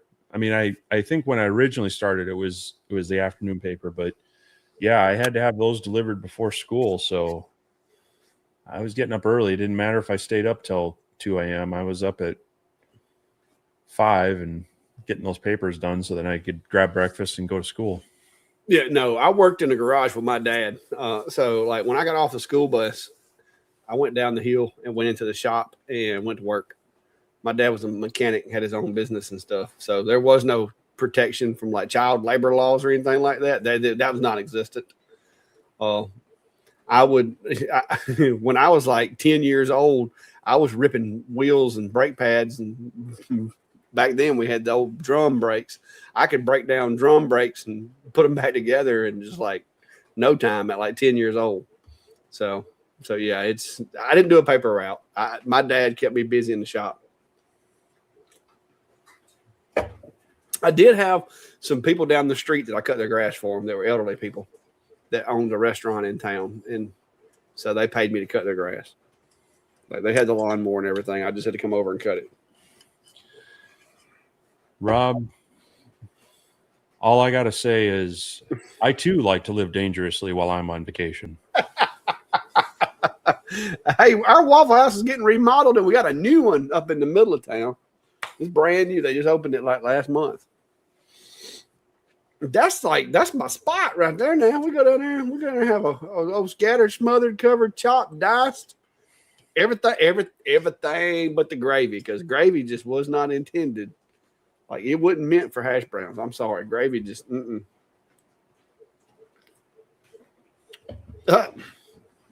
Sup, Cody? Cody's in the house. Yeah, well, Jack in the chat says, Cody, Clock said at the beginning of the stream you were giving away a bit to everyone in stream. Oh, hang on. I probably got one in here I can give away. Hang on. Nah, I done took the trash out. I ain't broke one lately. I ain't broke a bit lately. And Cody gonna show off a 3/16 bit the other day. I'm like, I would snap that so fast. Like the O flute, because a 3/16 O flute. I don't know what they cutting with it, but it's got to be some pretty sharp corners to be needing a 3/16.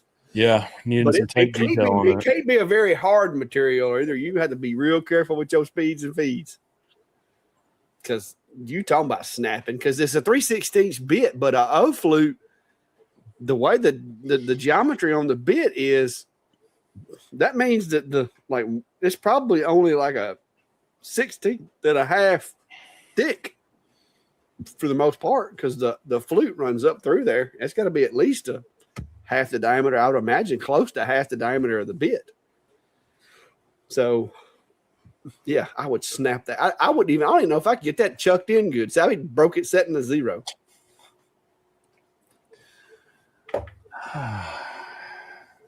You'd break it dropping it out when you loosened it.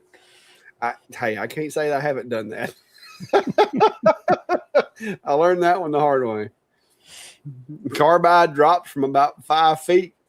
If it hits the concrete just right, pieces will come off of it. Well, with any luck in the near future, I'll be putting some of Cody's bits through some workout. So,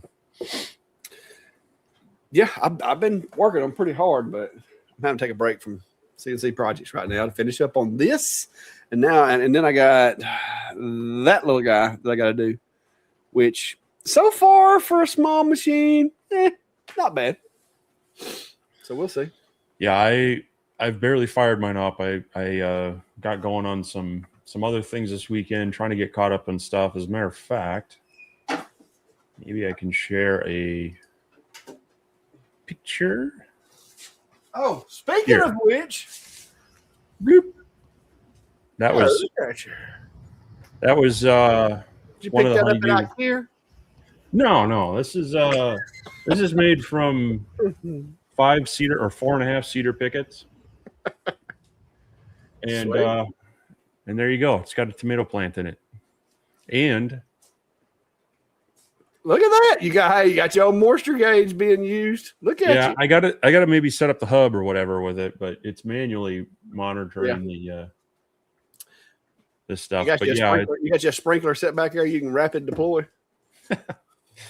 Yeah. So, but yeah, no, I've been trying to catch up on some of the other projects, and also now is like a really good time, at least up here, for buying plants, because all the temporary greenhouses, they're like, all right, they're starting to blow them out. Get them gone before nobody's buying them. Yeah, they're all like at 25-30% off. So we went and bought some flowers. We bought some. I meant to just get one tomato plant for this project, because my mom and I used to plant. We had a garden. We'd have cucumbers and tomatoes. We even had strawberry patches and things like that. And we haven't done that in a number of years.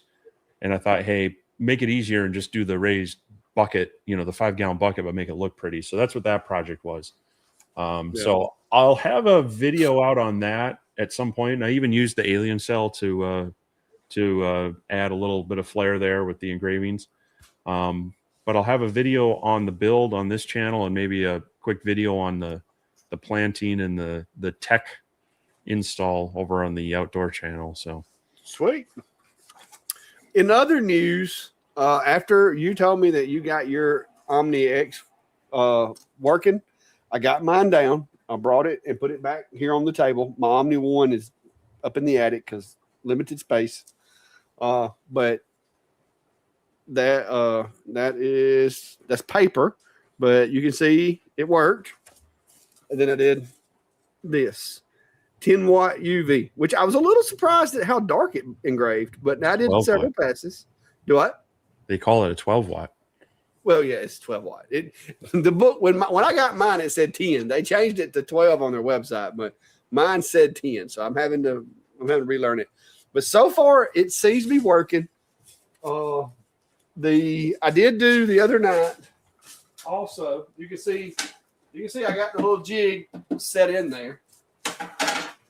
I had an order for peach jam that I had to do to where I had to take these. I took these acrylic. I cut some out, some red acrylic, basically like circles with a hole in them to mount them. And I had to engrave the Peach Jam logo on them. And I did 20 something of these on the Omni X, and it's working fine. So far, so good with the Omni X. Now, that's using their software. I played around in Lightburn, but I'm going to have to recalibrate, do my lens calibration in Lightburn or something, because like I was getting way like what we had the problem before, to where I'd put a 50 millimeter shape in there and it'd be 100 millimeters. I'm having that problem still in Lightburn, but with their software, it was like best I can measure. I'm within, like on a 100 millimeter shape, I'm within at least like a 0.5 millimeter of actual design size and burn size, and that's assuming that I'm measuring correctly, because I think there's a margin of error there. With that, so getting some acceptable results with that, and I'm happy that it's back working. It's still not quiet, but No. then I redesigned. I made myself a green and black to match the machine lens cover with my new design that I came up with. It's got the slots and stuff, so it goes on and off. Yeah, so yeah, got her up and going. It's doing a good job so far. The fans are still loud. They did not do anything to make the fans quieter. Jack said, not green. It just matches the machine. That was what I was going for. It's black and green, so, lens cover's black and green. Yeah, I think on the production ones, didn't they put like a PID temperature thing to adjust the fans or something like that? I think it's got a thermocouple or thermal regulated fans or whatever. Yeah, I was running mine the other day trying to figure out some stuff to do with it, and I was trying to do like the embossing thing with some wood, which it's got to run for a while on that number of passes. And the noise was just those fans on that thing, just they're ripping. So it was. I need to bring my ISO-tune headphones into it with that. Don't have to listen to it. Let's see how bad I screwed it up this time. This one right here is on there, bro. I'm going to have to pop this off before I don't drop my router. This one right here. Make sure you use 230 pounds of force. This one right here is on there. There we go. It popped off. But yeah, let's see if it works. Oh. Look at that. Yeah. That part fits. Let me go see if the hose will fit.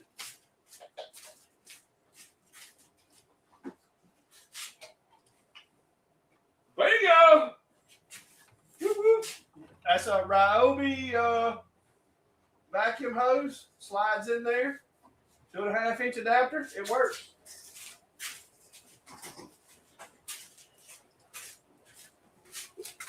All right, bingo. Got it good. So that works. So if somebody does download my file and they have a 2.5-inch hose, let me show you.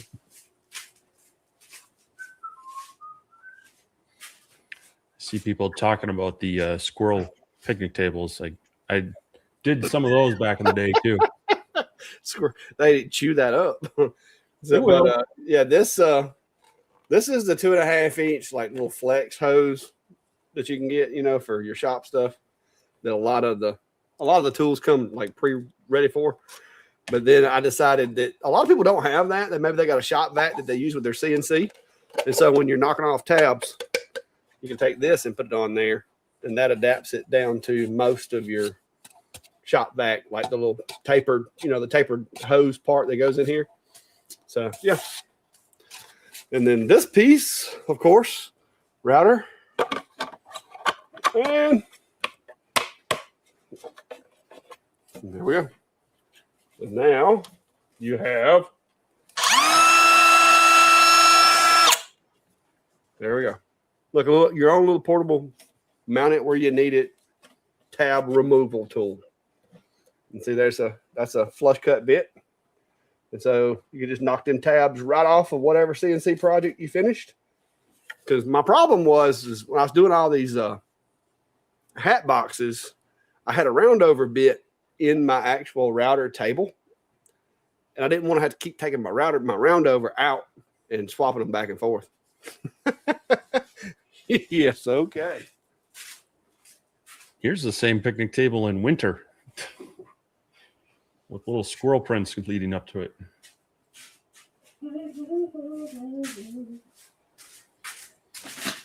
Yeah, a lot of people will make those and then they'll stick like an ear of corn on it or something. All right, this is going. I hate to do it, but this one has no need for this. This is just going to confuse me.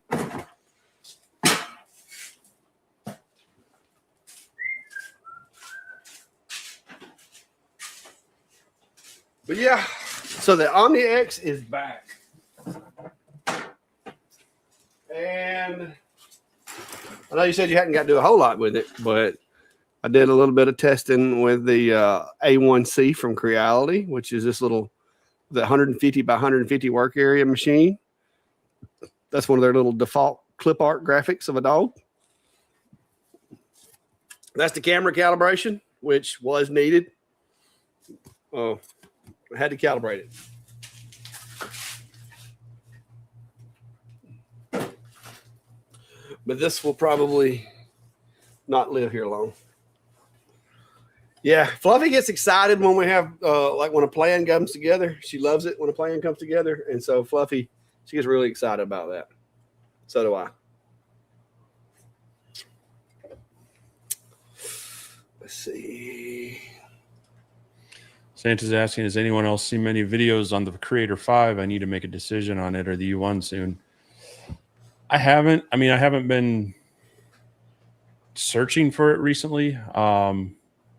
They had reached out and inquired about it, and I replied, and then they never replied back. So I figured they weren't interested. So still keeping an eye on it to see if there's some videos from some of the, the common people out there, but would like to see it in the hands of, average Joes as well. So, but yeah, maybe, like I said, this fall, I'd like to maybe have one in the stable to play with, or at least going into winter, that or the U1 or someone else's version of a multi-tool head one. Yeah, I've got this one. The X2D has got the little side tower or the side nozzle, and I've used it to do like support materials and stuff like that. But it's still, you still got to do the prime tower, which I might could get away with not doing a prime tower. I would think, since it's got 2 nozzles, but it keeps telling me it recommends it. So I've used it, but I try to reserve that for like those times where I know that the supports are going to cause an issue with the print, and I need because the support material gives you the ability to do a lot cleaner, a lot smoother supports than what you can do with just using the same material. And so I've tried to been balancing it to, okay, this job is not really going to matter. And then like if this one, if it does matter, then I can do it, because you're still like, especially if it's a tall print, that prime tower is going to be pretty big, because it's going to run that prime tower all the way up to the last filament change. So if you've got, supports running all the way to the top, now you've got a 8-inch prime tower sitting over in there, just taking up filament. So it has its benefits, but I'm quickly learning that sometimes it's better to just run it with one single color. So, but I am liking the fact that I can print like all these ABS and everything and not have any warping with the X2D. Yep. Mark is asking, what's the best laser machine to get for batching out leatherette hat patches? I guess it depends on if you need to, if you're cutting and engraving from a large sheet, or if you're getting the pre-cut patches. It'd be a little bit different. If you need to cut them out, I still prefer to do those on a gantry machine rather than a galvo. But if you're doing just individual patches that are pre-cut, you make a template and a jig. It's pretty quick to just do that quick engraving on a little galvo one, like the F1, F2, or even the the GWE or G whatever it is. GWE. The Adam Stack Atelier, any one of those that has like the We Create Lumos, any one of those galvo ones would do the actual engraving quick, but I still prefer a gantry machine with a little air assist for cutting them out. Yeah, and I'll be honest with you, if you're doing the leatherette or the Lone Star acrylics, the blue lasers, the blue does a really good job on a lot of the leatherette that's made for engraving, and the acrylics, the blue, most of the time, from my experience, the blue does a faster, better job than the IR side of things. Because I tried using the IR with some Lone Star, and it didn't do as good as the blue laser on the machine. So, well, look there. All right, we appreciate you. We appreciate you. I think maybe you stretching it a little bit, but we do appreciate you. Looking forward to the show. Thank you, sir.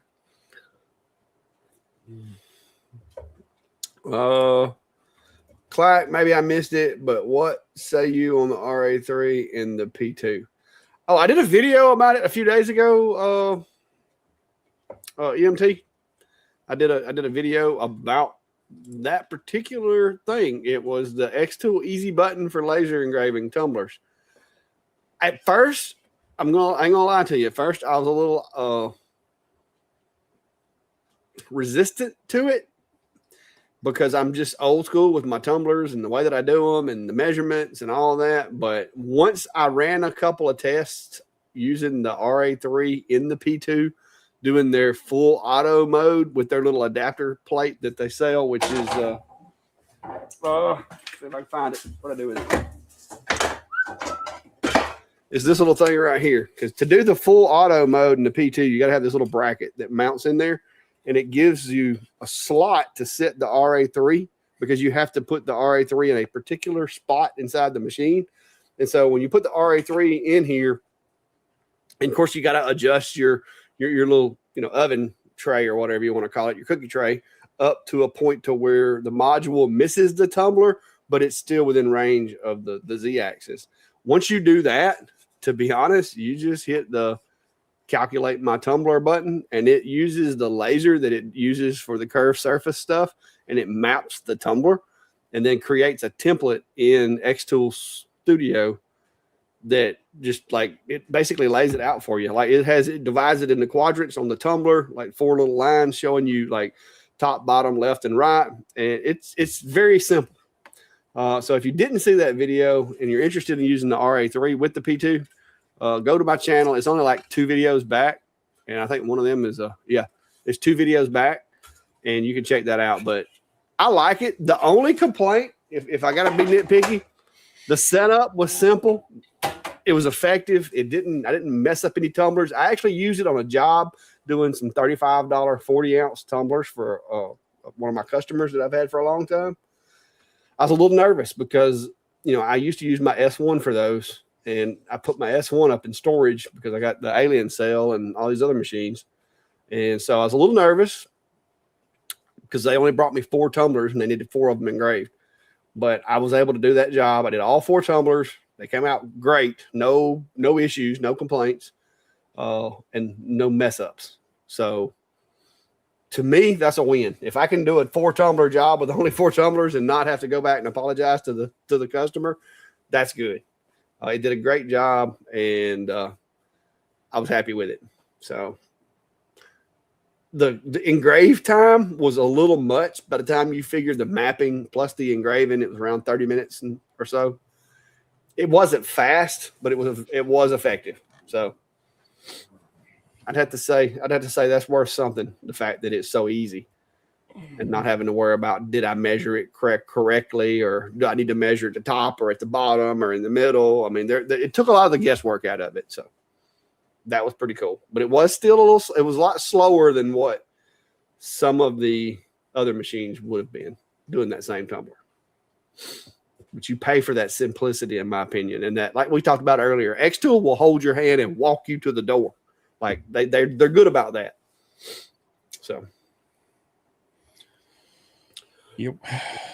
Rob says that you're a little quiet tonight. I think that's just because I'm talking so much, Rob.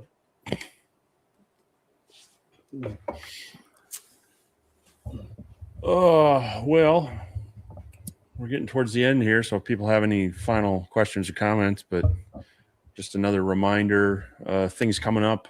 I'll be up in Burnsville, Rockford this coming Saturday. Clack will be at the Peach Jam in Clanton in 2 weeks. And then in 3.5 weeks.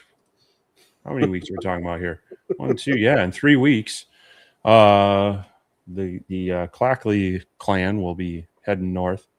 So hopefully July 5th, you'll see a live stream of both of us here in Minnesota. And then hopefully the afternoon of the 6th, we'll try to pull together some sort of gathering, get together.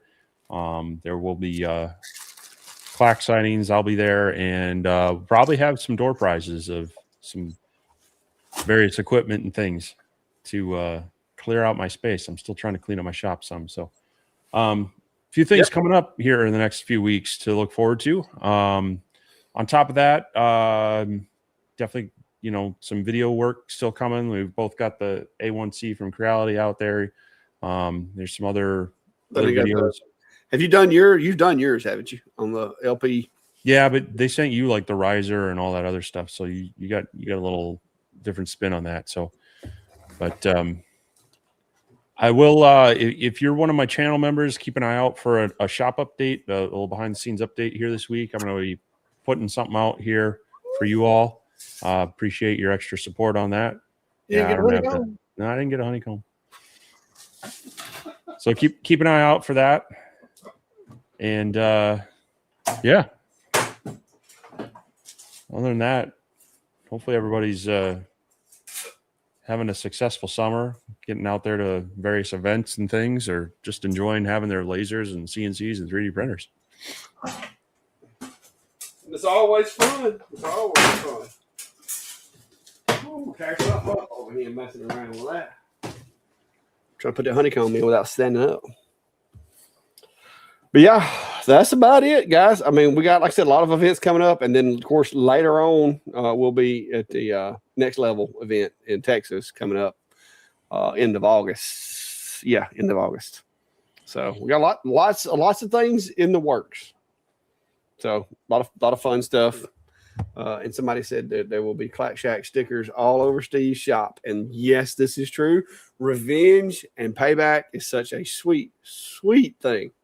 I promise you, if I get the moment, that there will be some to be found everywhere. I've already heard that he doesn't have a lot of time, so I don't know. Yeah, but I'm gonna have helpers. I'm gonna be like Brandy. They're gonna be off. They're gonna be off checking out the bison. Yeah. But anyway, that's about all I've got too. If you haven't went and checked it out, I see a lot of you guys asking about the videos and stuff. I did do a video over on the Clankley's channel. I did a collab with the Clack Shack, of course, about, camera gear. And, people keep asking me, hey, what do I need to get started? What would you recommend? What are the pros and cons and all this stuff? And camera gear and my thoughts on that have evolved a lot since I first started doing this back in 2021.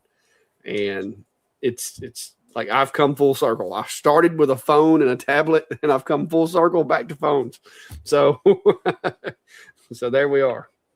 But y'all go check that video out if you want. And didn't you put one out a week or so ago over on Ventori Outdoors? And if you haven't found Steve's channel, Ventori Outdoors, y'all go ahead, give him a thumbs up, give him a follow. I'm trying to find a shortcut. I put a short out, I don't know, maybe 10 days ago or so. I ran out to the local state park for lunch and enjoyed that. But yeah, it's a mixture of timing and weather to be able to get out and do some of these things. But hopefully there'll be some more legit camping stuff going on here in the near future. Also been getting out on the bike a little bit, so gonna hopefully share some of that. There'll be a little bit of garden stuff here. So yeah, want to see some of the behind the scenes of my life outdoors outside the workshop. Love to have you over there as well. So there'll be some crossover stuff too. Like I said, yeah. I did that planter, and then I'm gonna actually do more like the planting and the outdoor yard work with it on the other channel. So yeah, try to keep them a little more focused on their own things. I see Santa and Tim Arthur in the comments talking about wanting to do some streaming or whatever. Like I said, guys, if you go watch that other video that I published about cameras, a lot of folks were asking me about streaming setups and so forth. So that is on my agenda for this week, is to try to get a quick video out on how to use it, like basic setup with some of the different cameras that I have and so forth. So if you haven't been watching that channel, stay tuned, because I'm going to use this setup that I use every Sunday night and have for the past 3 years. 180, what we at? 185? Ain't this 185 episode? Yep. So a little over 3 years. Woof. Eesh. We're getting old, Steve. Quick. I'm just trying to think where does that? So that's 15 weeks out from 200. Yeah. So that's We're gonna at- be that'll be sometime this fall. Yeah, something like that. Mm. Yeah. Wouldn't it be odd if it fell like the week that we're out in Texas? I don't know that that's possible, but I mean, stranger things have happened. So yeah, we're at like 185, I think. Divide that by, yeah, it's like 3.5 years. So about 5, 6, 7 months from now. Looks like the end of September, the 27th. That's that should be number 200. Well, I will say this. I know there's some people that say they have the number one, live or whatever for lasering and stuff, but there's not very many laser maker lives that I know of that can say they outlasted us without missing a show. Because so far, it's been every Sunday. Knock on wood. There's been a couple of times that Steve was in the chat and was like pixelated and looked like Gumby because he was streaming on 2G, but so far we haven't missed a Sunday. Hey, I've been told I can add Starlink to my phone for $10 a month. I can text from satellite, but I don't know. I think this is a little more than that because I have that option, but they say they'll for $10 a month. But I don't think it's like the full Starlink coverage. So. No, you probably get like dee, dee, dee, dee, dee, dee. It'd be like some dial up. Oh, but no, that would be kind of fun. Maybe if I'm ever out on a weekend adventure, I'll go live from the campsite, have a little campfire in the background. Yeah. Rob said Hobo may have us on video links. Oh, I don't doubt that. Hobo stays live for like 4 or 5 hours at a time sometime. Yeah, that's not a title I'm trying to get there. But 24-hour New Year stream. No, I'm good. But anyway, y'all have a good one. We're gonna get out of here and we'll see you guys next Sunday because it's been 2 hours and 15 minutes almost. Yup. Next week. Maybe I'll see some of you Saturday before. Yeah, go check him out at the whatever thing. You gonna put a post out about it or something? You already have, haven't you? Yeah, there's a post on my Facebook. I'll maybe put one out on YouTube this week, on a community post. But yeah, I'll definitely follow up another one on Facebook as well. Yep. So, and then also we'll coordinate. We'll get a sign up for the Minnesota meetup as well, so we can figure out see how many people are coming and where we can meet up. It'll be a little weather dependent. There's a couple of nice outdoor places if the weather's nice, I'd love to do, but we'll try to have a backup plan if the weather's not great. Yep. Well, y'all have a good one. See you guys. Getcha.